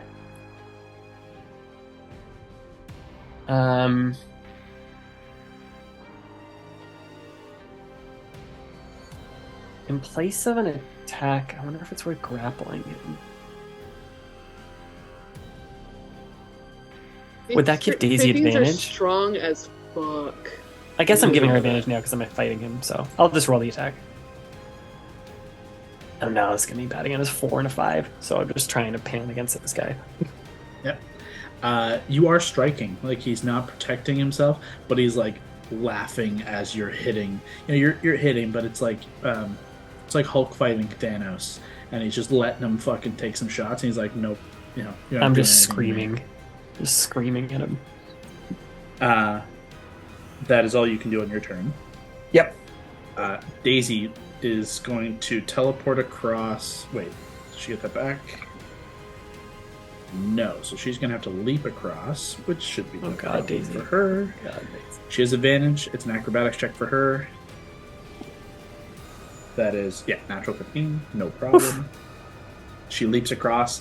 3 sword attacks at advantage as you're flanking. First attack is not great, but a 19 is his AC, so it hits. Oof. Second attack, natural 18. Third attack, 13 and 7 is 20. All 3 hit. Yay! I think she does it with all that damage. Fuck yes, Daisy, let's go. Let me roll it on this, because there's a lot of psychic damage that's added to her attacks. That's crazy cool. 18. Lightsabers are amazing. I know. She's kind of using it's very like homebrew. It's not fully Blade Singer. In truth, it's kind of like a mishmash of stuff, but it's cool.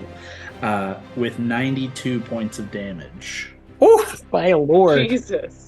She, very good rolls. And as you're like focused on him, she leaps across and like slashes one of the wings, and you see it like break, or it slashes, and he roars, and he begins to turn with the mace. But you grab hold of the mace, like hold it back from him turning. And as you do, like she pierces the blade up through the jaw and like through the side, and she wrenches it down, and you see the jaw just unhinge, and he drops to his knee.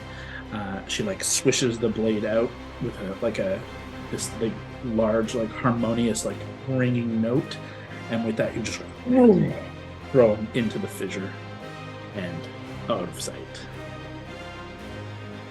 I will like slump down on my haunches and just stare at her, and then I'll just like put a huge finger and just like just tap the top of her head.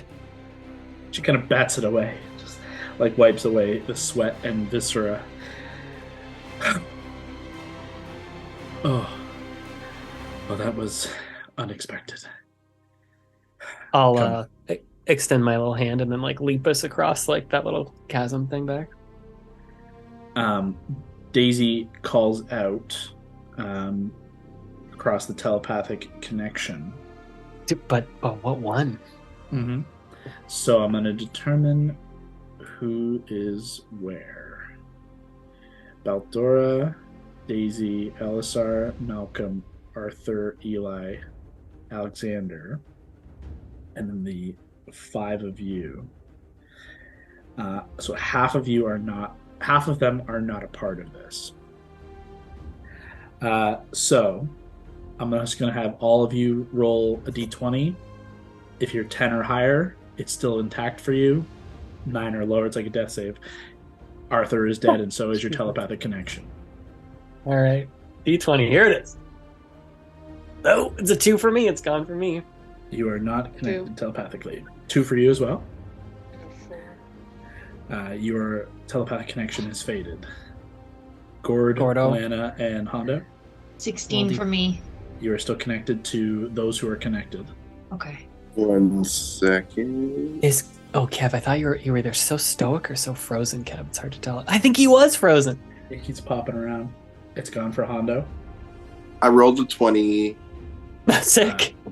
So Gord and Alana, you maintain the telepathic bond with... Let's see. Well, that's good. At least they're at both spots. Gord's with Mary. Baldora has it. Can you write this down? Elisar does not. Fuck. Malcolm does. Alexander does not. Eli obviously does, because he's the other holder of the telepathic bond. Are you saying Daisy does? Daisy's the next one. So Elisar, yes. Eli, yes. Baldora, no. No, Baldora, yes. You said Baldora, yes. Malcolm, So that's no? 3. You said Elisar, no. That's right. Baldora, So Malcolm, yes. Eli. Gord, Brawley, Brawley. Daisy's the last one. Okay. Yes. Great. So that's the other 6. The new wildcards. Everyone else here got out of the wildcards. It's their story now. Val, you and Daisy, do you drop your form or do you maintain monkey form for now? I might maintain it, or no, I'll make it easier. As soon as we like get back and see Elias, and I'll just like wave at him, or Elisar, I guess. Then I'll shift back down. Wait, who? What? Yeah, you're going to see Arthur's body? Oh, no. Elias coming in. I see. Yeah. Sorry. Is Elisar Elias? Who's Elisar? Elisar is the green. He's the like druid leader of. Right. He's on the. So does Elias roll for that telepathic thing, or is he not linked? Elias was not connected. Okay. Daisy was the blade singer kind of point. Elias rides up on an elk, just a round shy of the 2 of you, killing this thing. Its body smoted down within the ruins, and unfortunately, as you drop your form back to yours, and Daisy kind of grips your shoulder, the 2 of you look upon a horrific sight once more, as Arthur is slain beyond repair. Yeah. I will try and just gather some of his effects if I can even find any. Would you be willing to delve into the body? The viscera and body of him? If I can remember something sentimental about him, like if he had like a necklace or a ring or something like that. He wore a circlet. Kind of all the time. He had one of the rings of the... He has a college ring. He had a robe that helps was unlock destroyed. the tower. And you gave him your scepter, the dragon scepter. Maybe you should reanimate him. He is... That's old Gord, not me. I will... Could I look for a scepter? I would look through Gore and the ring. And circlet, I guess? Yeah. Yeah, make an investigation check. I know how important it is. Nice. 26. 18 on the die. Luckily, the ring is on a hand that is not completely destroyed and covered in gore. The scepter was tossed from the battle, and you find it in the ruins. The circlet is destroyed. His robe is destroyed. I will say he had he had a potion of spell recovery that is miraculously undestroyed. Great. And that would be it. I will put the scepter back in the bag, put the spell thing back in the bag. I think if it fits, I'll just put on the ring. Not expecting any magical powers or whatever, just like in honor of him. It's more of like it only works in the tower to like unlock doors and stuff, but it is magical, so it does naturally like resize to fit you. And I'll just say like I'll kneel with him and say something like, "Your sacrifice won't be forgotten." Daisy is very much quiet, and she was in the thrill of the fight. You didn't even quite notice this like ethereal sound as you were battling, and suddenly it's gone, and the light that was kind of surrounding Daisy fades, and it's just everything's a little sadder in that moment. A little duller, yeah. Everything's a little duller, the light is gone, and you're just looking at this utterly destroyed body of an ally, and Elias kind of hugs Daisy close and just kind of covers her from seeing more. But he does turn to you and say, "We should inform the others." He was my connection, I think, to some of the others, but Daisy, if you still have a connection, maybe you could tell whoever's still on it. I've been yelling telepathically and then switching to the fucking earring to see if that's going to work, because no one's giving me a goddamn update for far too long in Mary's mind. The gate to the war camp is too far for the earring, but Daisy's connection does go out to Alana and Gord. To say, a fiend broke through the gate. Valentine and I have destroyed it, but Arthur is gone. Beyond repair. We'll return to our battle stations. And she looks to you and says, "This fight's not over yet." No.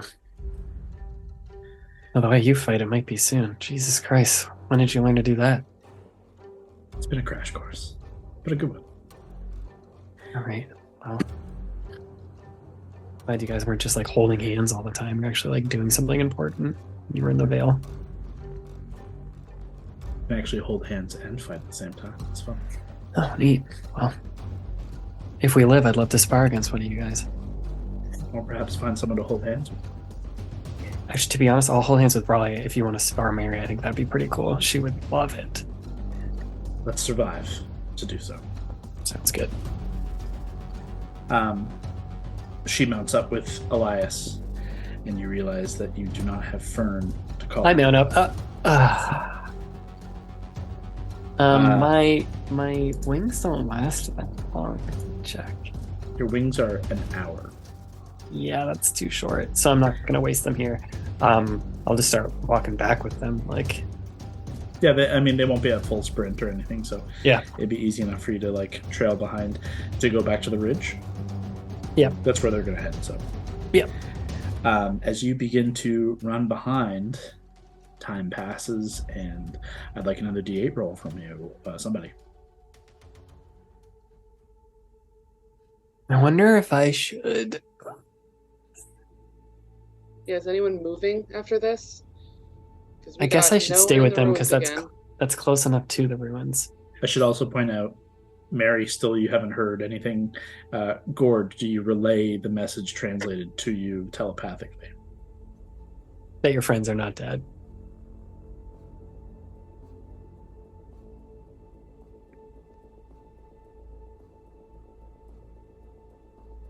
I wonder who we... Do you relay the message that Arthur has passed, or that there may be, like, do you think tactically to push someone towards the gate and the ruins, knowing that Arthur was that person? Or do you at least present this to Mary as your strategist?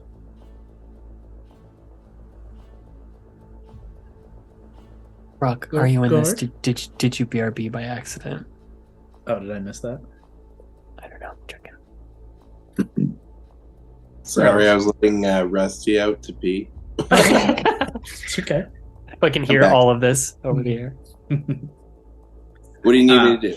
So the question is, you are Mary has been calling out, looking for all these answers. Her telepathic connection seems to be severed. You heard over this telepathic connection, Arthur has been lost beyond repair, and he was your only person in the zone. Valentine and Daisy managed to smite this fiend, but Mary is still looking for answers.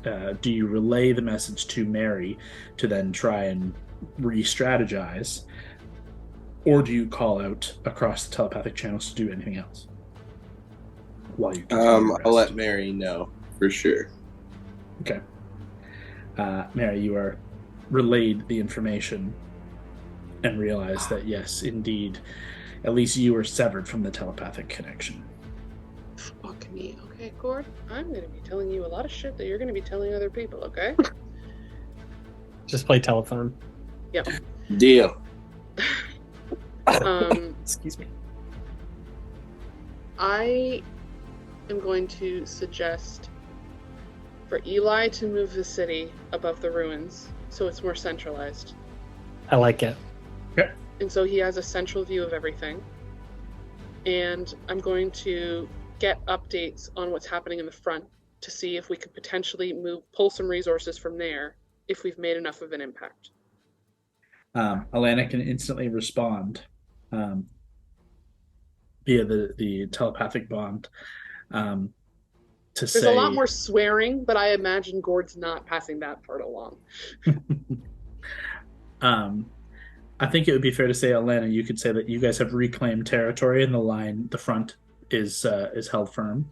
Although actually, part of that challenge does require an inspiration roll that I'll call on Valentine for with inspiration. So a D20, a D10, and +2 for Daisy's involvement. We got it. D10 first, folks. 8 on the D10. So you've got 10 total on the die with the +2 from Daisy. The DC has increased as the round has continued, and that's a significant blow to your force. I'm not going to tell you yet what the DC is at now, but it's higher than 15 as it was before. Well, hopefully it's not too high. I rolled an 8, so that's 18 total. Okay. 18's the DC, so. The front does not hear of the loss, as it happened rather quietly, and really only 2 people were involved in like kind of quieting the moment. The roar was loud, but it wasn't enough to shake the confidence that Alana and Hondo have inspired. And thus, for this round, everything is safe. Oh, God. So, recap. Eli is going to reposition the city and his eyes over top of the ruins. So we can move Eli and Mythandor basically above the ruins. Is there anyone else you want to put ground level? I'm not sure we have anyone at this point. Do Alana and Hondo maintain their footing and fighting presence on the front? I will say, if you stand there another round, in heavy quotations, another round of potential like damage is coming your way. It's like you continued another 10-20 minutes of fighting. Did we say we have... You'll stay, I love it. Did you say we have Malcolm at 4, or is he on the ridge line above 4? Malcolm's on 4 on the north side, so he's kind of on the ridge of 4, but it's on the east side of the fissure. Because there were, if the war camp needed help, they could potentially get They were there. going to ride forth to protect it. We also need someone to stop that side that he leaves is unprotected. So I don't think we can move Malcolm. Elias and Daisy, I don't think can move. They can possibly hold the ridge again instead of they were on the front, so staying on the ridge. Elias and Daisy stayed on the ridge. Yeah. It depends on where Val's going next, and if Alana is staying or pulling back. Val has lost his fast form of transportation, so if something else happens somewhere else, no one else is going to be able to get there unless someone else maneuvers into a better place. I can escape it in a couple ways, but yeah. I literally can't communicate with anyone. That's the problem. Yeah. So it potentially... I want to just add, once you hit the ridge, you're central enough for your earrings to hit most positions. So you could still communicate with the wildcards via your earrings from the ridge as the most central position. But it's like one at it's not like telepathic ease across the board, but from ridge you do have earring connection. I think I might wait at 2 on the ridge with Daisy and Elias. Okay. The problem is we don't have anyone at 5, the gate. We didn't have... Well, isn't 5 the ruins? 5 and 7 are kind of... It's kind of that's one why at this point. That's why I put Eli right above it. So if something happens, he could potentially use a blast, was my thought. And potentially take shit out. I don't know. And he's more central if something happens in the city. But no one currently is able to get up there because unless I break my rest. Into 6? Into Mythandor. The city? Yeah. Yeah. I mean, Brawley and I could wait in 5 because Brawley has an earring. I could wait with Brawley in 5. We could be there. It's up to Allie. My gut would say leave one of us at the front, and you guys can decide who that is. Hondo already Allie has Keith, so at the very least, that's true. Someone can move quickly. If someone with a mount is more central, that person can move quickly, and that's what we need. So, Valentine and Alana are going to retreat and hold, hold 5. They're going to hold in front, like the front side of the ruins or the gate. I would either say that between the ruins and the ridge, or the ridge. I don't think the gate. Fuck, I don't know, but we don't want to get people stuck at the gate with no help again. That fucked us last time. Fucked me last time. We still want more pit fiends to come through there. But maybe 5 is good enough that we could spy on the gate and still be within an earring to tell other people. My last request would be calling out to see if there are any stray griffins that potentially someone could send Val's way. If any riders have been killed. I don't care if it only has half health, but something so that Val has some... If he needs to get somewhere fast, he can. If he needs to fly, he can. Yeah, there are a handful of griffins that have lost riders that certainly are injured, but not, at least they can fly. Okay, so at least send one out to hang out where you guys are, regardless of whether or not you're actually mounting him. What if Brawley and I chill at 5, because we could always daisy chain from 2 to 1, where Valdora is with Hondo, she's on the telepathic link, so we could always get to her. Daisy is on the telepathic link, she's at 2, so that works. Malcolm's at 4, that works. Eli's at 6, that works. Gord's at 8, that works. The only thing is we don't really have 3. What is 3, Kyle? Is that Raise Elisar? the left flank with Elisar and the So basically the Elisar's left there. cavalry. Well, so we'll you just guys see. are close We can enough keep an eye on there. him. Yeah. And then Probably we if you're don't down have... with that, we can hang there. Yeah, that's totally cool. Okay, so Brawley retreats from the front and falls back with Valentine to the front of the ruins, like almost like as far Yeah. north of 5, so that you're still visually within 2, almost. Yeah, Like, with a all- griffin, please. Almost in that kind of middle section. Mhm. And a griffin is no problem. You can have a griffin and Keith, obviously. I'm going to ask for Brawley to disengage from the front.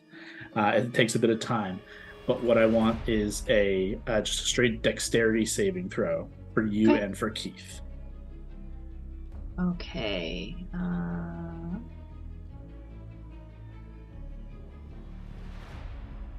So I got 10. He got 19. Way to go, Keith. I know. So Keith will succeed and take half damage. You will take full damage, but half because you're raging. Okay. So both of you will take 24 reduced to 12 points of various weapon damage as you're just kind of trying to pull back and getting basically attack opportunity against you. Nothing deadly, but just enough to keep kind of wearing you down. Okay. Hondo, you remain in the heat of battle. I do. Great. Can I cast something? Absolutely. I am going to bring the, let's say, the element of confusion and fear to the battlefield Okay. What's with about to happen? a fog cloud. Oh my god. I thought this was the genie. I thought he was just going to fucking drop the genie in this moment. Are you using it for something specific, or just like chucking a ball of fog in the middle of the Just stack? quick fog. I'm casting the fog where I see a vulnerability in their line, and we're going to attack it. Okay. That mist will help with. Go ahead and make just a straight intelligence check for me.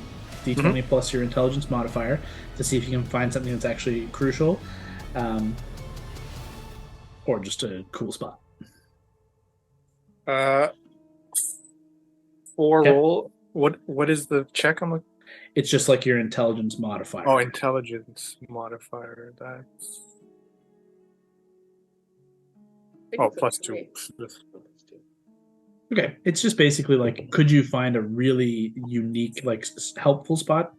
Or what happens is you really want to do it, and you can see like just a vulnerable group of enemies, and just being like the hyper perceptive, like pirate assassin that you are, you drop it on a location and you just murk them in the fog, and kind of in the same kill box of your water wall, you're just like reaching out and grabbing somebody and then just grabbing somebody else and just pulling them in and just fucking stabbing and going to town. And you are a force, a single Triton force on this battlefield, just slowly murking people. It is having an effect, and it is like an inspiring moment for the troops. But with Ali withdrawing, you, within the first couple of minutes of Ali withdrawing, like, you notice a lot of focus is starting to come your way, and you start to realize prolonged exposure on the front for any of your heroes brings focus towards you. You become a target.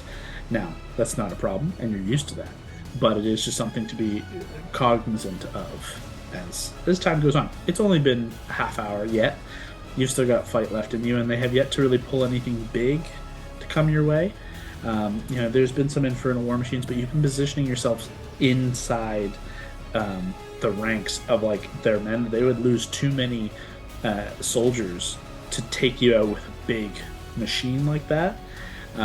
So it's kind of working in your favor to be in the shit.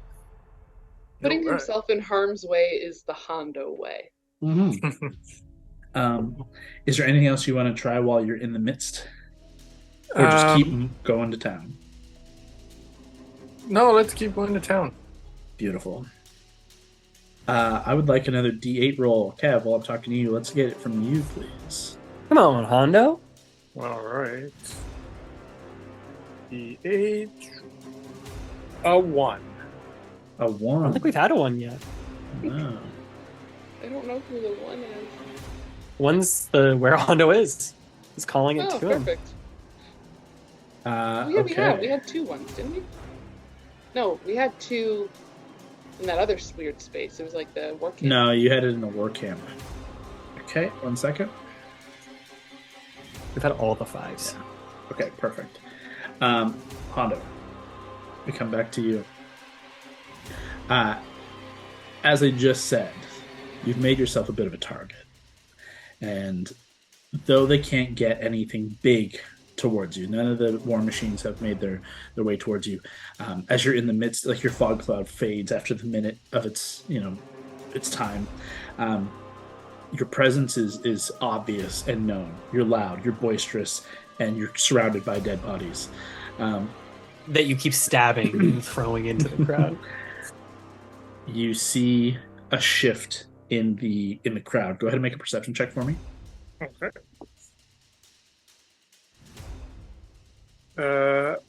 20. Perfect. Ooh. They don't get the surprise on you, but you see as the fog kind of dissipates and you begin to you've cleared a little swath around you, beyond like the immediate kind of grouping of enemies. You see 2 somewhat larger black-clad creatures that are holding something between them, and they throw a net that like flies up over and lands heavily over top of you. Oh fuck! My God. What's your AC, please? It is 22. That's a very high AC, but a natural 19 with bonuses. The net lands over top of you, and you fall beneath the weight of it. It's surprisingly heavy, and it drags you down. And your face is kind of pushed up against it, and it's kind of silvery, and you can feel it stick to your skin. And it's you feel tugging against it, it like pulls the skin of your face, and your hands begin to stick to it. It's very clearly a spider silk, this web like stuff. And you watch as the massive like ogres grab and like begin to close the net and begin dragging you into the further into enemy territory. Can I do something? We're about to ask you, what do you want to do? Oh, okay. I'm going to use my coat to go teleport. You're going to close the astral plane around you? Mm-hmm. Okay. To go to the astral sea? Mm-hmm. You disappear, and you see nothing, but they are bewildered as to what just happened. Yes. How long do you wait off in the astral sea for? I will say 5 minutes. Okay. Go ahead and roll me an emphasis roll, please. 2 d20s. Yes.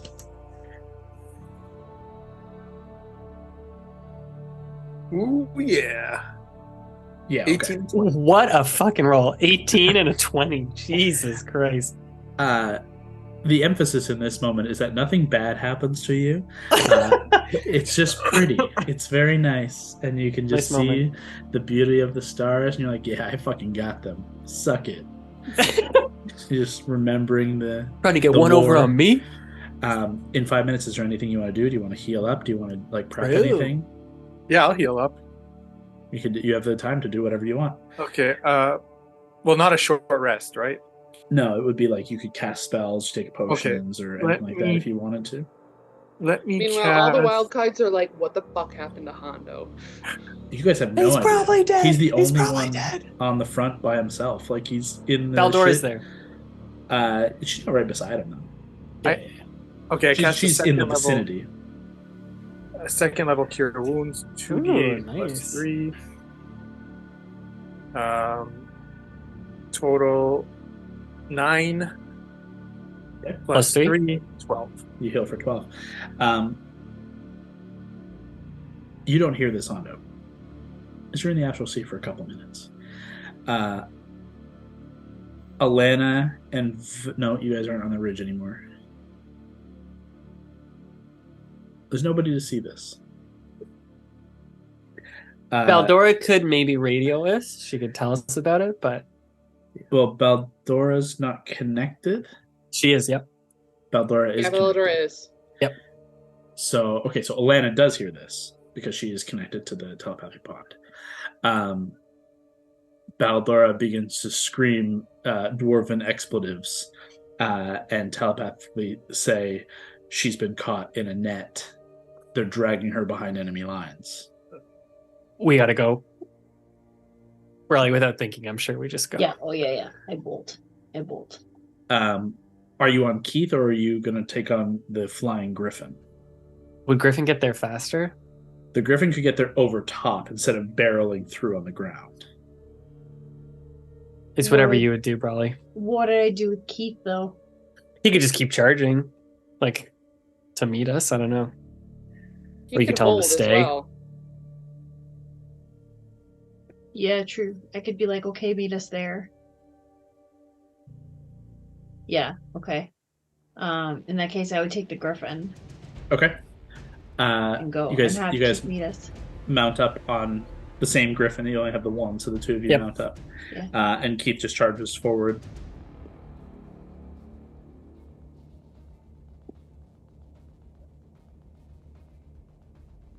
Meanwhile, Hondo's literally like relaxing in the stars, shooting the shit.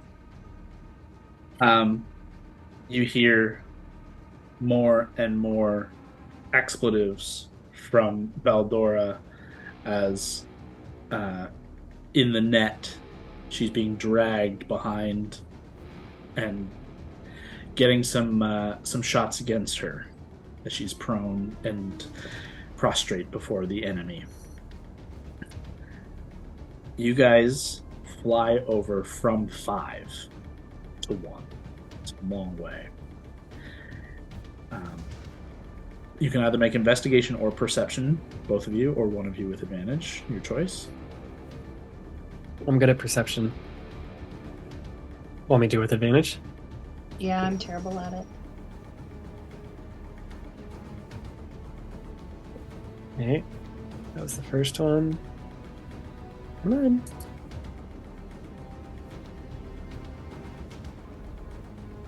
on. 28 total. Deep in the line of enemies, you can see almost like a wave shifting. You can see like movement as something going the opposite direction of everybody else. Something large is kind of splitting. You can't see any particular detail, but a large entity is kind of moving away from the flow of enemies towards the rest of your front line. But it is at this point significantly in enemy territory, and to get in is going to be not tricky. You can fly in no problem. Dangerous. Mm-hmm. Do it. Okay. No hesitation. Let's go. Okay. You guys begin to fly overhead.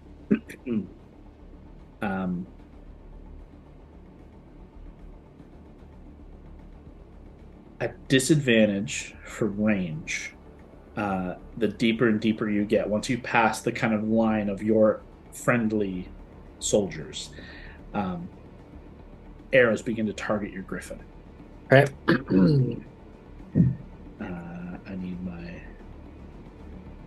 stats real quick.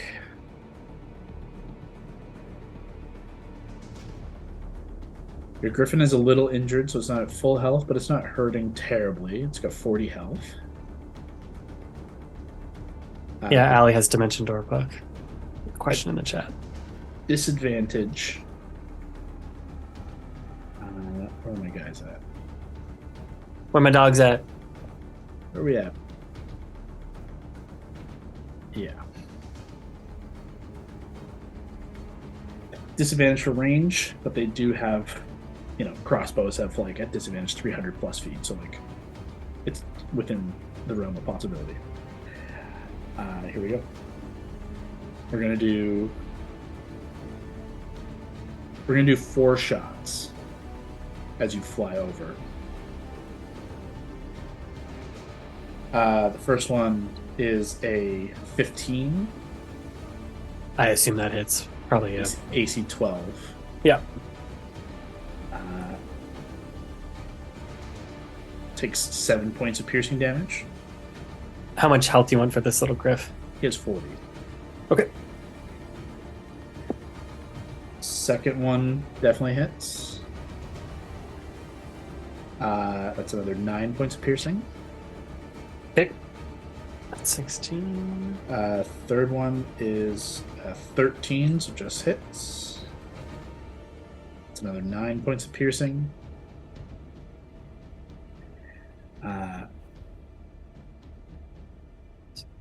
With your perception, these bolts have been flying from various kind of like almost at just like random shots. As you're getting closer and closer, you're beelining. The two of you are preparing to like dive in to save Baldora as she's being dragged in. You're within 100, 200 feet of this target as you're flying forward. Arrows riddling your griffin. You can see there's a small structure that seems to be constructed here. Like it's like a 2-story tower, maybe 10 feet in diameter, 15 feet. Like a small base of operations or something like that. You see a couple of other of them dotted along this deep into enemy territory. And atop them are two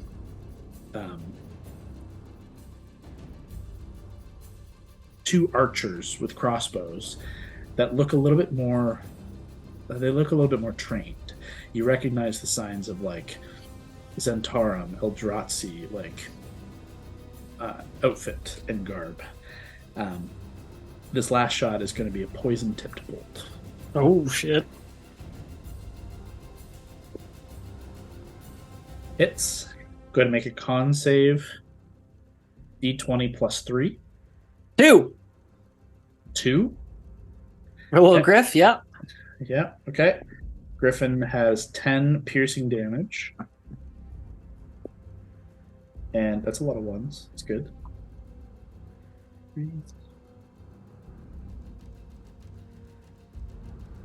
17 points of poison damage. I think that'll be it for the guy. Yeah, 42. And he only had 40.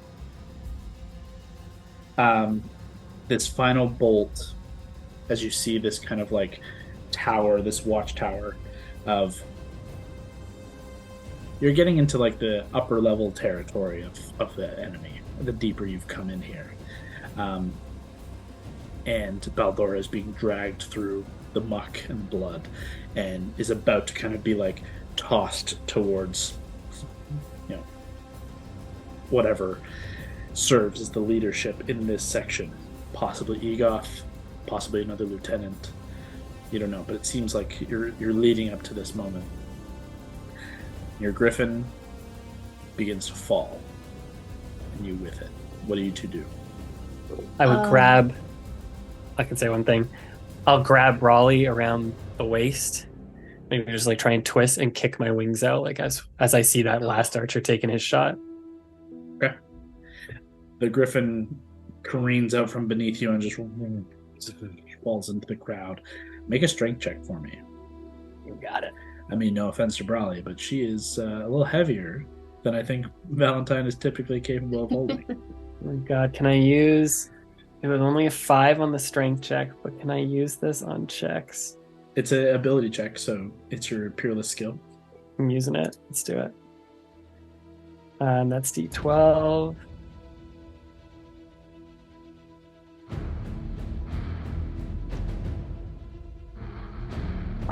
It's a 1. Fucking D12s. If we're falling, can I because I'm strong, can I shift my weight, rotate us, and then land us? What was the total? Oh, 6? Okay. Raleigh, you feel the griffin go up from under you. You feel Valentine's hands kind of reach around your waist, and you feel a momentary lift up before gravity fully grabs hold of the two of you. And unfortunately, Valentine is just not strong enough to hold on to you. You could try and grab hold of him if you like, but you will be dragging down together, or you will plummet yourself. What do you do? Ooh,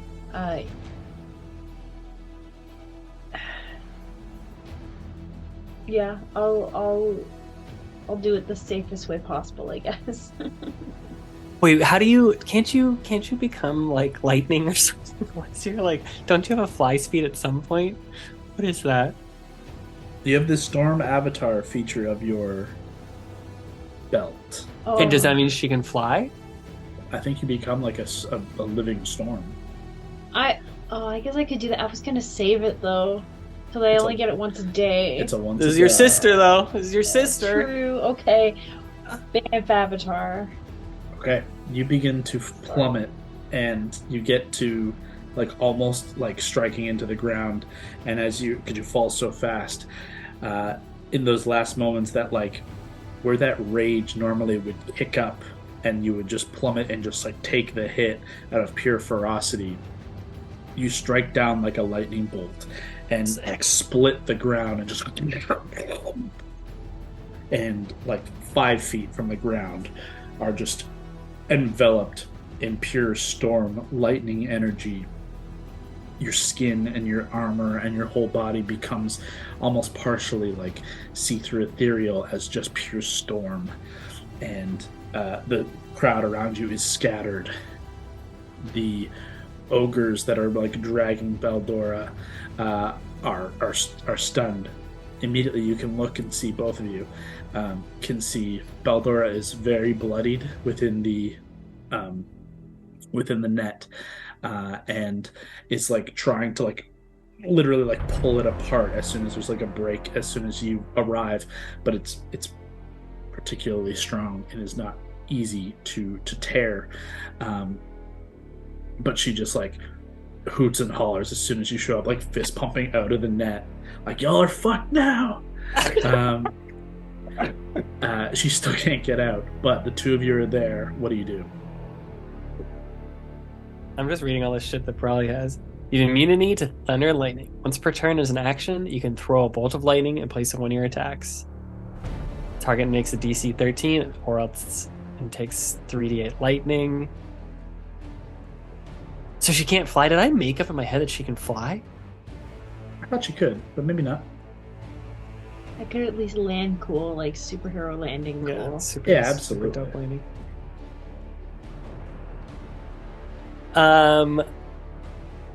I could try and cut at this net with Aetherius, if you wanted to hold them off, Brawley. Yeah.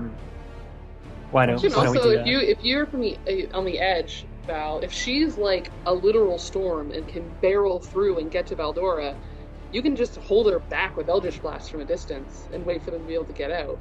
I think her on the ground, she needs to tank hits till she gets there. I could get to Baldora though. Mm-hmm.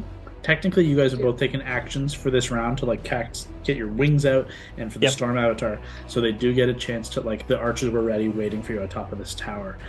So you're both going to get shot, or they're going to try to shoot you. Shot at each once. Valentine. Oh, that's not going to hit you, I don't think. Batted away with a wing. Let me double check, but no, that's a 14. Nope.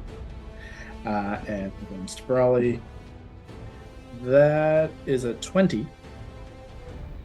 Brawley's AC, yeah. I think 20 hits you. Not a natural 20, just a 20 total. Yeah, Go ahead and make a con save against poison. This is also a poison tip bolt. 19. Success. You suffer 5 points of piercing damage reduced to... Actually, no, you're not raging right now. So 5 points of piercing damage. And an additional...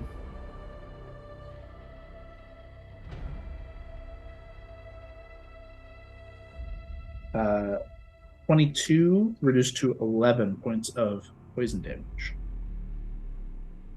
How far behind enemy lines do you think we are right now? You guys would be the distance from like ridge to gate behind. Ooh, so pretty far? Like a mile? You had to go a significant distance. Like, it happened pretty quickly that they moved through because they would open the territory for them and they would charge forward with her. And like by the time you guys mounted up and started moving, like, yeah. So you guys have another round. What do you do?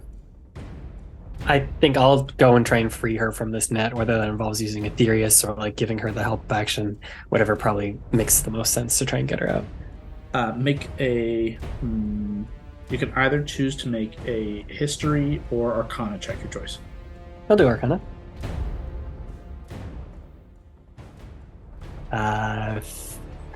32.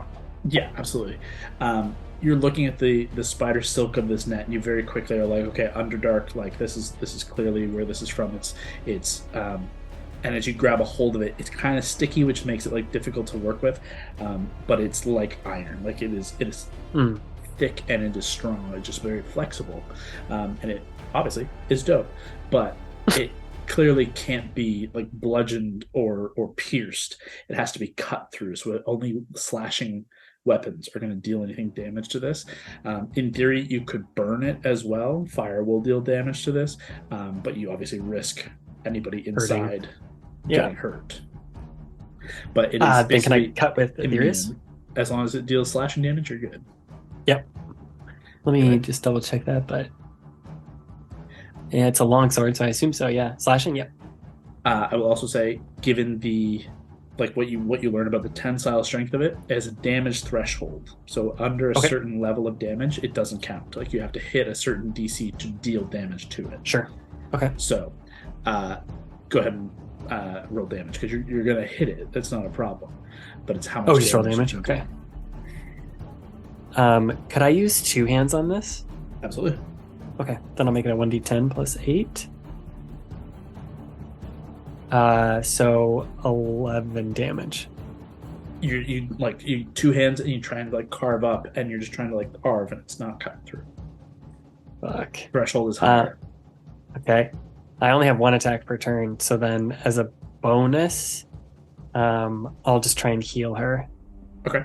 Yeah. At a quick glance too, she looks very hurt. Like she was in the battle and then was dragged here and was like stabbed. You can see multiple wounds where she was like stabbed it in. There's like pieces of broken pikes and spears that are like sticking out of her sides and legs as she was being dragged behind. She looks very hurt. Okay, then I will use a level 4 healing word on her. Okay. Can you get a hand on her? Like, is there any holes? I already used my action. It's open, that's like right. it's a It has to be net. a bonus action. But it has to be a bonus I action. just forgot about the bonus action. It's pretty good. It was really good. 17 health back. Great. Yeah, she looks, still very hurt, but that's nice. That's a nice boost. She would be able to survive another round with ease. I'll say, aren't you supposed to be the responsible sister? No. That's your round. Alana, what are you doing? I'm just because I'd still be in that avatar state. Anybody that's getting near my sister and my man, like, just clearing it out, clearing them out. You're on enemy territory, so you're surrounded on all sides. However, you've got two obvious targets. There are the ogres that were immediately kind of scared away by your Storm Avatar arrival, but who have backed off by like 15 feet at most from Baldora and Valentine, but they can clear that in a single step. Okay. So there are ogres that are immediately there.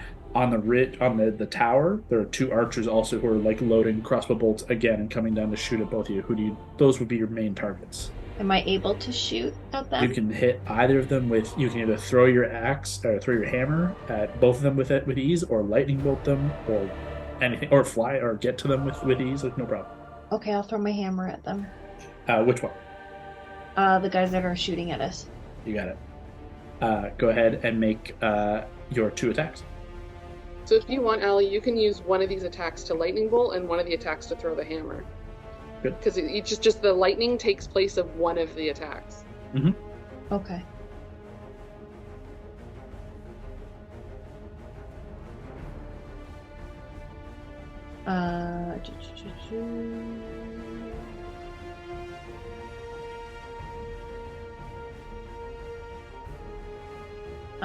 Looks like it's 15 to hit. Let's see. 15 against these guys is unfortunately not going to hit with the first hit. So go ahead and roll a second attack. Okay. Is that with your hammer? No, the lightning. Oh, lightning I think just hits. Does it just hit? Sorry, where's the... I need to look at the item. I'm pretty sure it's just a The target must be a creature you see within 60 feet. That's all it says. The target makes a save, so it's on them. Okay. Great. Sorry. Let me do I was that. going to say, your hammer has got to have more than that to hit at this point. No, that I was doing the lightning. But It yeah, is I a guess- dex... It's a dex save. They do succeed. Okay. So they take half damage. So go ahead and roll 3d8. inventory. 3d8 lightning damage. Lightning damage. Oh, just a little nuzzly little bear. He's just trying to get those nuzzles.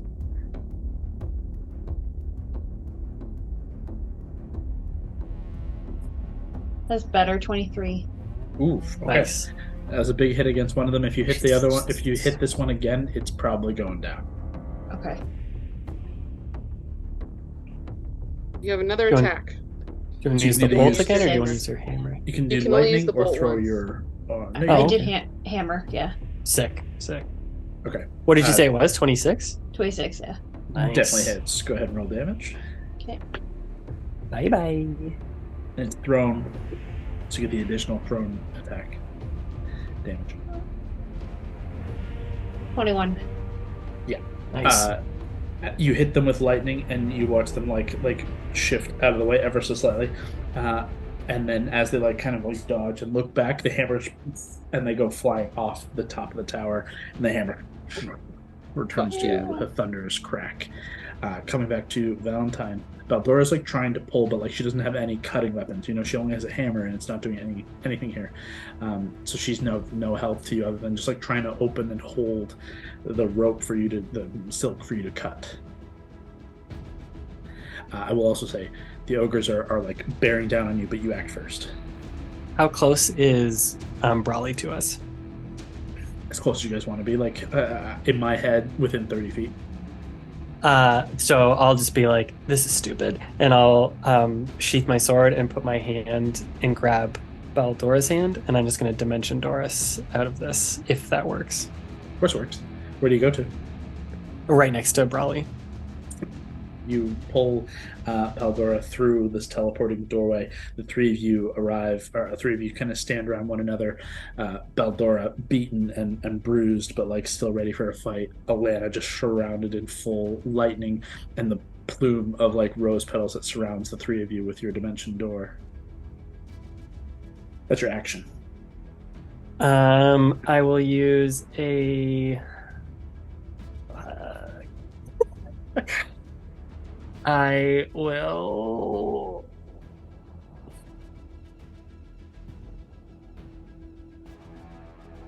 We're so far behind enemy lines. I think I just got to save spells. So, yeah, I'll just no bonus action. I'm just gonna wait there. Okay. The enemies are gonna come tearing in. Maybe I'll try and put Baldora between Brawley and I, and just try and stand to give her some cover. Sure. The ogres, at least the one ogre, is going to get to Alana and is going to run towards you with this massive great club and just try and slam down on top of you with a great club. That's an 18. The hit. Ooh, that misses, and my AC's 19. Woof. Slams just Yeah. slams into the ground, and as lightning just you just slide out of the way, slide back into where you were before. That's all it can do. Another arrow or a bolt is going to fire. I'm going to go. 1 is Valentine, 2 is Brawley, 3 is Baldora, 4 I'll reroll. 4 I'll reroll. 2. Oh yeah.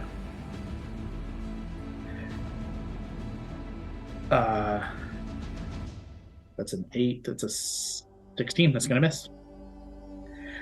Fires through the mix of you and just happens to miss entirely. You guys have another round. How are you gonna get out of here? How the fuck are we gonna get out of here? We can try a couple things. I'll let you kind of be less in initiative, as the three of you can act together. It's kind of like one side or the other, so it can be a little less bonus action-y. I have an idea. What's the plan? I am going to turn to Baldora and say, "Do you trust me?" Before she even responds, I'm just gonna polymorph her into the biggest flying creature I can, so like a giant owl or something. A giant owl, giant eagle. Yeah. And then I'll be like, "Pick up your sister," and then I'm gonna jump into the air myself and start flying. Well, that's a good idea. Kick out the wings. Do you ride on the back of Baldora? Yeah. You leap up onto her wings and Yeah. I'm just I'm sorry as I'm doing it. Throw some lightning while you're doing it too. Yeah. Yeah. Just off the side. You can easily chuck lightning back their way. I'm going to give one last shot as you flee out of their range, so a disadvantage shot. I'm going to do it again randomly. It's on my 1, fourths. 2, 3, 4, 5, 6. Valentine, you are going to get the... I'm going to use a shield just to get the fuck out of here. Sure. Whatever it is. At disadvantage with shield, I think I missed, but who knows?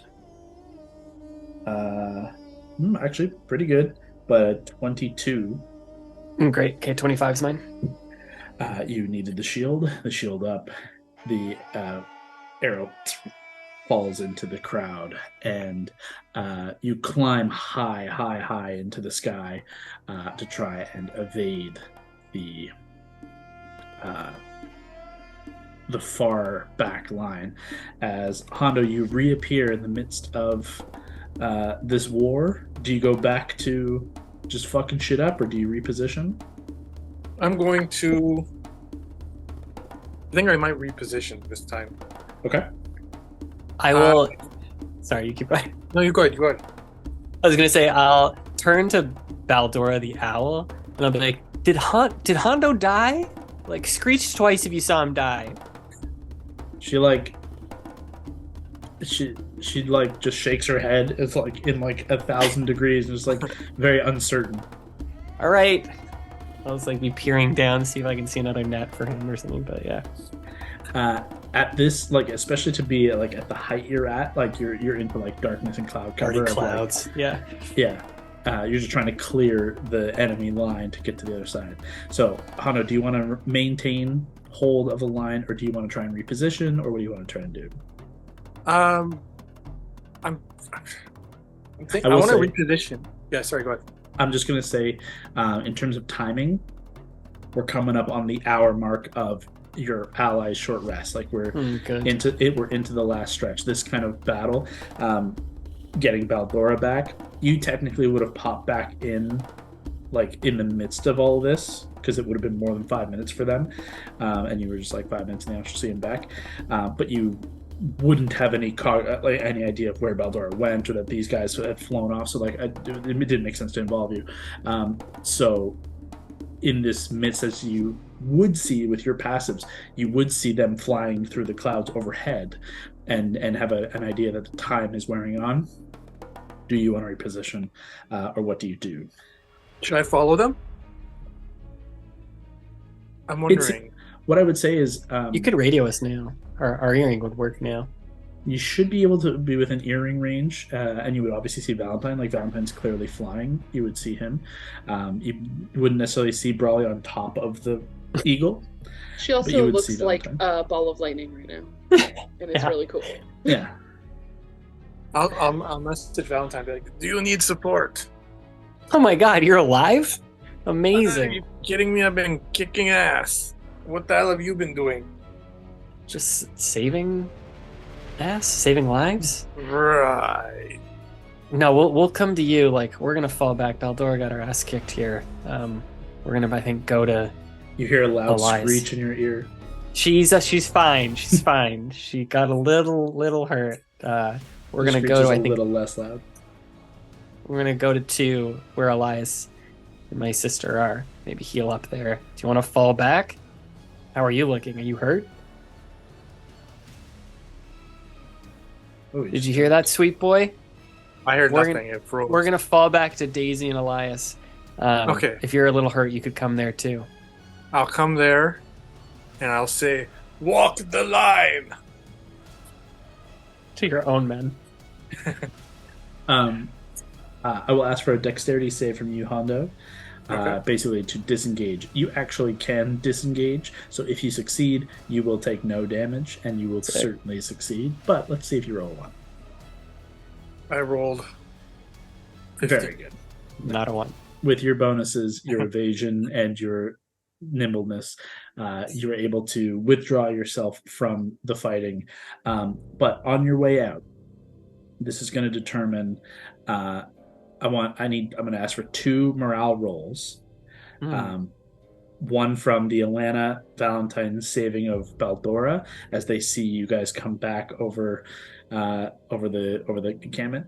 But also I'm going to ask for one from Hondo for like consistent battle time in the war front, causing havoc and being a badass. Still both with the current DC 18. Okay. But you both gain inspiration for your actions. So D20, D10 totals. Raleigh, why don't you roll a d20 with your sister? And Hondo, this is just for you. It's just D20, D10, just Hondo. And Scott and Allie, you guys can figure out your rolls. So, All right, there's my D20, D10. Nice! you Tell the were, listener. you were just 19 shy. and a 7. If you had hit that 20, that's an instant like pop back. I rolled an 18. Oof! So no matter what the inspiration roll is, you clear the DC. Plus 2. The DC is cleared for this round. You guys have not. Well, you did drop to 8, but you pulled yourselves back up to 9 in the overall morale. Things are looking pretty good, all things considered. Crazy shit has happened, but The we're all front right. Hanging in is there. held for another hour. Those of you in the war camp, as Hondo, Brawley, Baldora, and Valentine regroup with Daisy and Elias on the ridge. The hour mark has struck. A short rest, is achieved by Gord and Mary. Throw some Heck. fucking hit dice. You guys Spells can go back. ahead and quickly do some hit dice and get back your abilities and spells before we continue on to the next element here. When you return to the ridge and Baldora lands, Brawley, your storm avatar form drops after the travel time. You return to your normal form.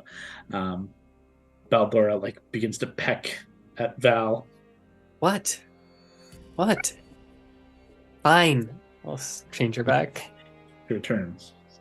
It's cool and all, but look at this. I'd rather be this. All right, fine. Whatever. But thank you. And she gives you a big, bear hug. That's more around your Welcome. waist because she's small. I don't know who would be more mad, honestly. Brawley or Lavender, so leave me. Doing me a favor by living.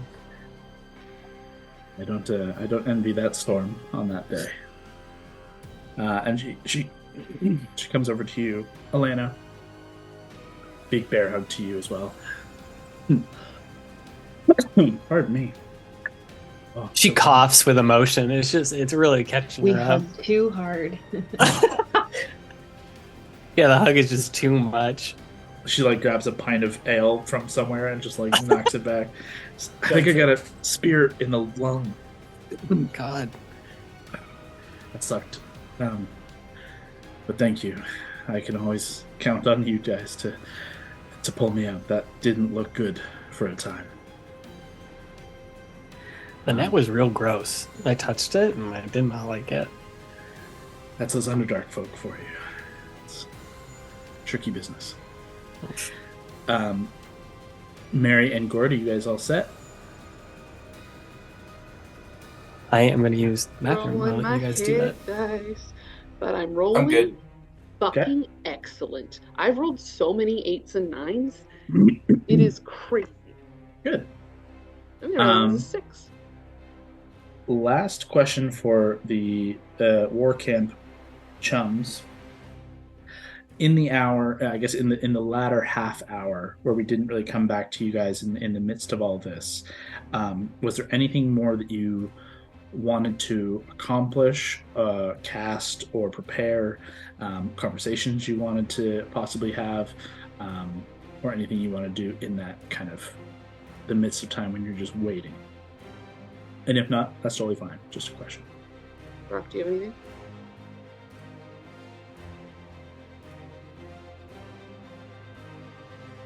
I think I am just checking in everywhere as much as I can, making sure Alexander's not going to fucking die, and He's quite all right. very impatient. Very impatient. I'll probably, every now and then, hop on Mira, go up to get a look on things, and come back down to try to make sure everyone's not dead. There's a couple of moments things look odd, things look Bad. dire, and it's really disconcerting not being connected to everybody again. And not being on the field obviously is weighing on you, but you know it was the smarter choice that to live to fight another day was the smarter choice in this case than to possibly push yourself too far and not be there for those who need you. Other than that, pestering Gord every 5 minutes to check in with Eli, and I'm sure they both hate me. They both hate me at this point.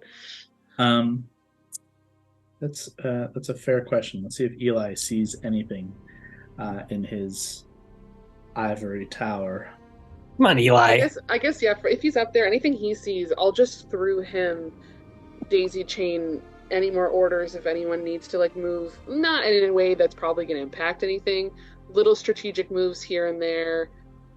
Advice for anything else I think I can suss out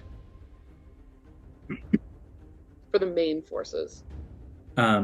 Eli reports back over the period of time, over several check-ins. The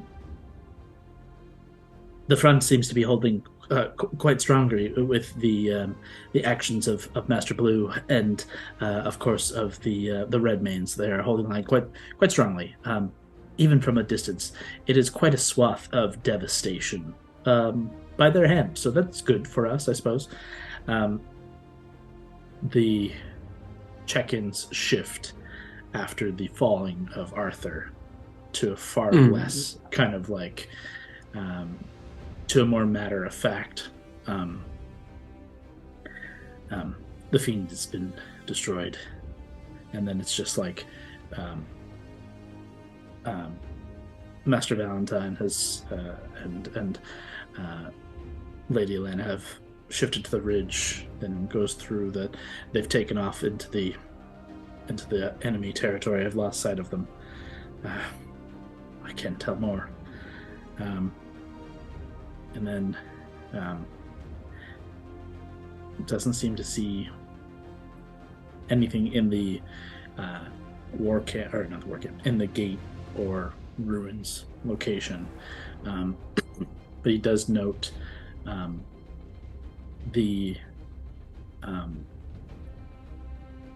that he has a blind spot, but like being directly over top does present like an odd problem, so he has to keep roving. Like, so he is kind of constantly moving around, like encircling rather than sitting on top.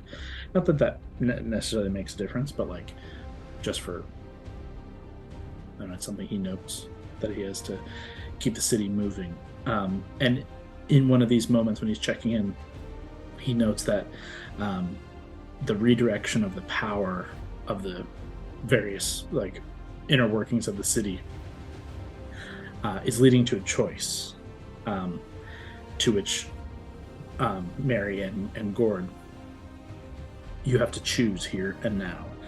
The city cannot maintain power to all three of these functions: the weapons, the flight, or the cloaking.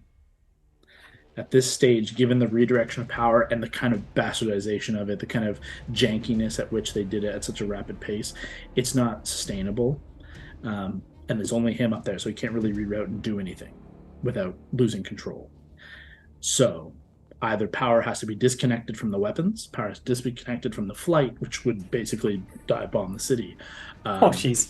Or from the cloaking.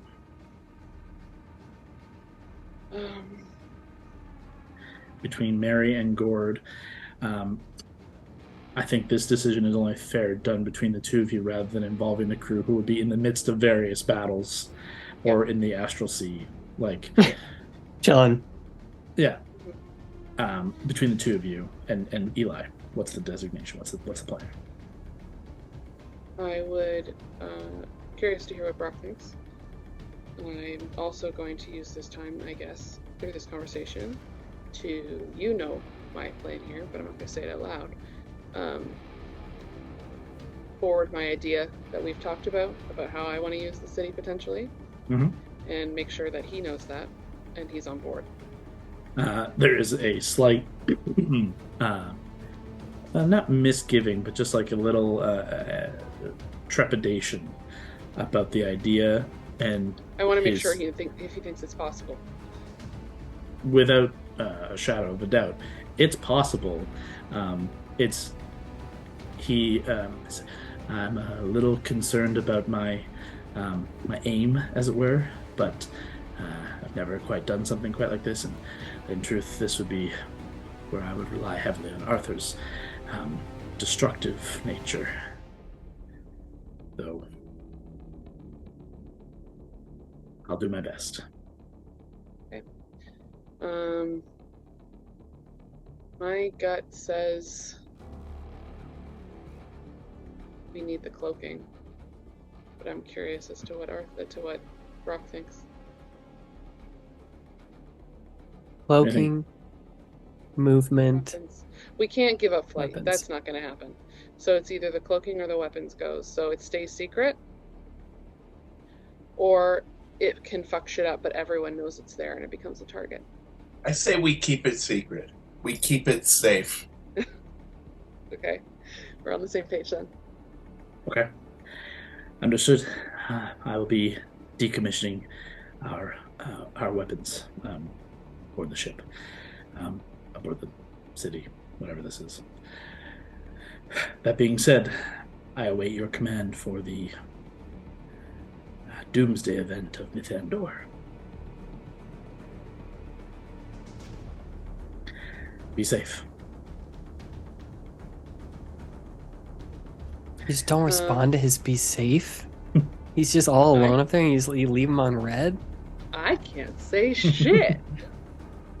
You can relay through Gord. This poor guy watched his bestie die. Don't give a fuck. You're like, can you shut up there and just pilot the fucking island's floating ship? Do your fucking job. He's got it. We have some similarities in a lot of ways. In terms of the prefer to just do it yourself model. So I have some kinship there. The hour mark is up, and we're cruising past that point. Where do Mary and Gord go, and do you reposition Alexander? Alexander's back in business, baby. He's not at full, although I should, I guess, roll for it to see. Where is Alexander? He got Is he looking? almost. He was like almost dead, right? He was down to nothing, but you guys did heal up 20 something Yep. off rip. Is he looking cut? Like, does he look good? Oh yeah. He had to like take off all of his armor and his cloak to get like stitched up. Like Just There was shredded a slight underneath. moment of distraction from Yeah. pacing and being angry during that. That made it Yes. slightly more bearable. Just fucking shredded. just like oiled up. Oh, But dirty, but like sexy dirty. Like, the sexy yeah, dirty. yeah, I get it. He looked We good. get it, Mary. Like, we all get it. He This would have however many 100-year-old elf man. He's not that old. He's a couple hundred years, I guess he would give me 2 seconds to roll. Let's do this. This. 33 plus 16 is 49. And then you guys got an additional 22. He's almost at full, but he just doesn't have near as much health as the rest of you. Like he's got a max 84, and he's at 72. He's great. Last cannon. He's never been better. Great. Yep. I have more than twice his health. Yeah. Uh-huh. Okay. Okay, well, I have Mira, but I can't get all three of us with that. No. So, where do you guys want to position Alexander? And he's not in the link. He's not in the link. That changes things. He does have an earring, though, Does have an earring. because I've used it regularly with him. Mm-hmm. Does have an So he earring. can at least get to us if one of us stays central. I mean, 7 and 5 are close. I mean, the other option is, so I think one of us needs to be closer to the gate. Just in case something happens again. I think all of us need to stay, none of us can be at the wings of anything right now. We need to stick together, but at least be spread out enough that depending on where something happens, we're not 8 rounds away. So if we fan out, where potentially, a couple of us are along the ridge in various places, where you could get to the front if needed, or get pulled back if needed.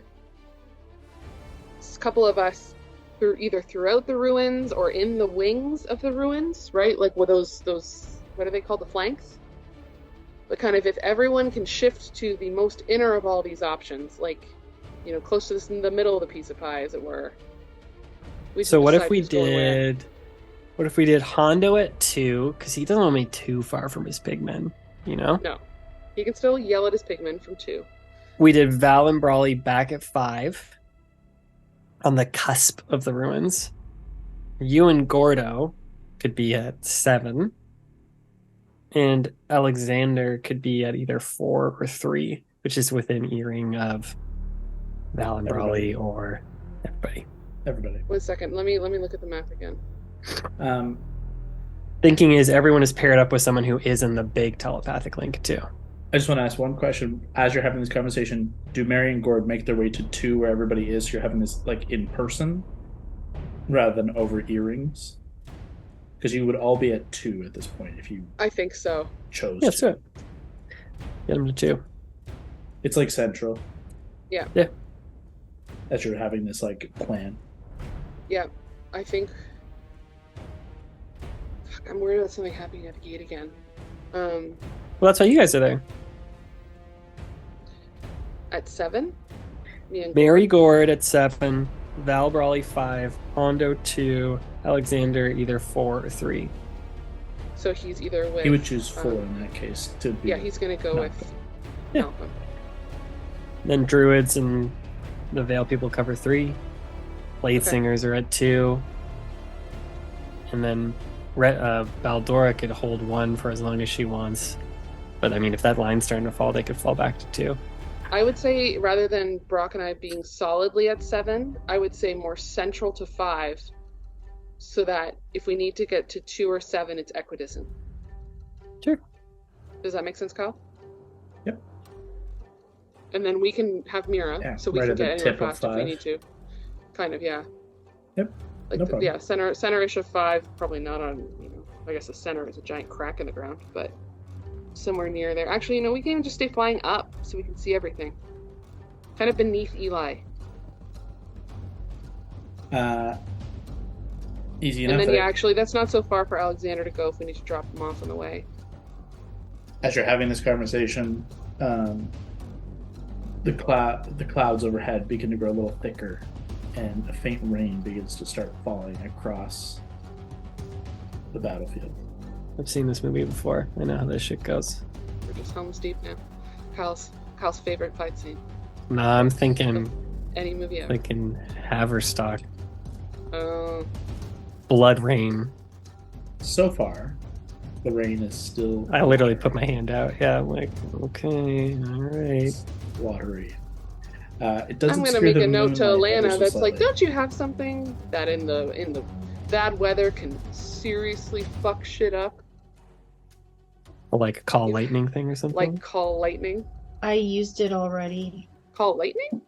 Yeah. No, well, you have... So call lightning is make the big lightning storm. Did we use that already? Yeah. Not the use a lightning bolt.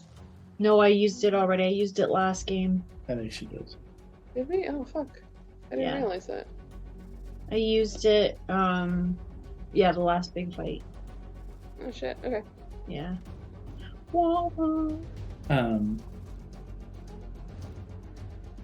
It takes about 10-15 minutes to deliberate, have this conversation, and get you guys over to all be together. At this point, it is 2:30 in the morning, pushing into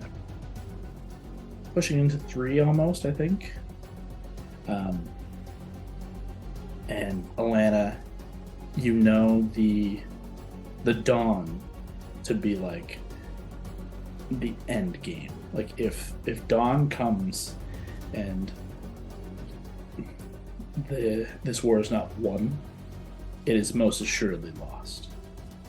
So giving yourselves a timeline of it could be 3 more hours of this before, who knows, at worst case scenario 3 hours, but who knows what happens. Been roughly 2 and change. It's been since the real shit started going down, it's been 2.5 to almost pushing 3 hours now. But it's there was some early skirmishing stuff before that, but after midnight, when that gate actually properly rose, that's when it's really kicked off.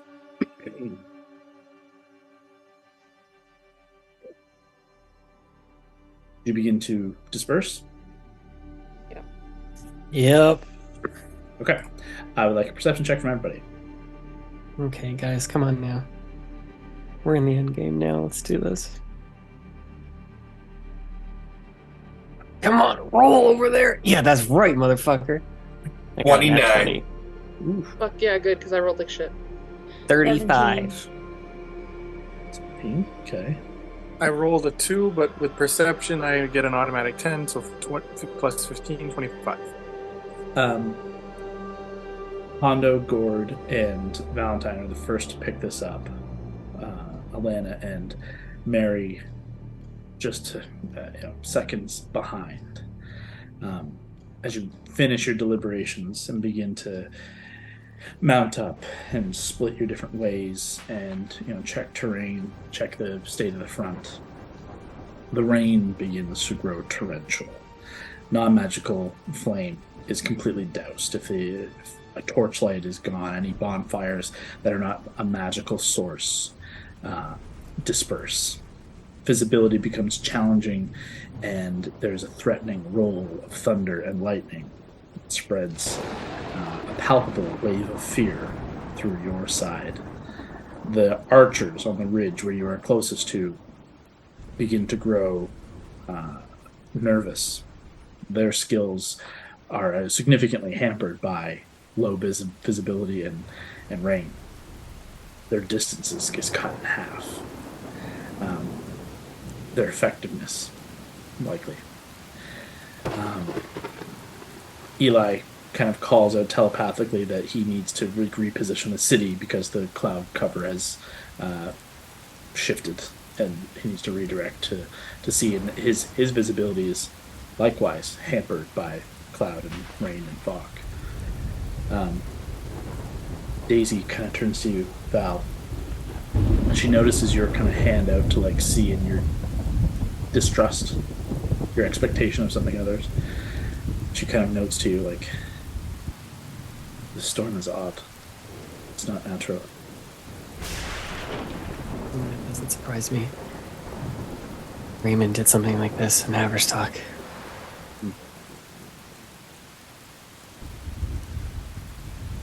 It's not something we're equipped to deal with. Perhaps Elisar. We could check in with him if you think it to be a problem. But she looks past to look to Elisar. But even looking from the ridge to the flank, the rain is coming down so heavily that it's heavily obscured. However, Valentine, Hondo, and Gord, as you're trying to look out to see any sign of anything coming untoward before you split off your separate ways through the darkness of the night, and looking to the sky of the storm, and drifting down so like lightly, it seems to almost float, or like just gently like a feather. You see a monstrous entity, silhouetted by the fierce lightning. Its massive tendrils seem to flick and direct. A monstrous droning roars.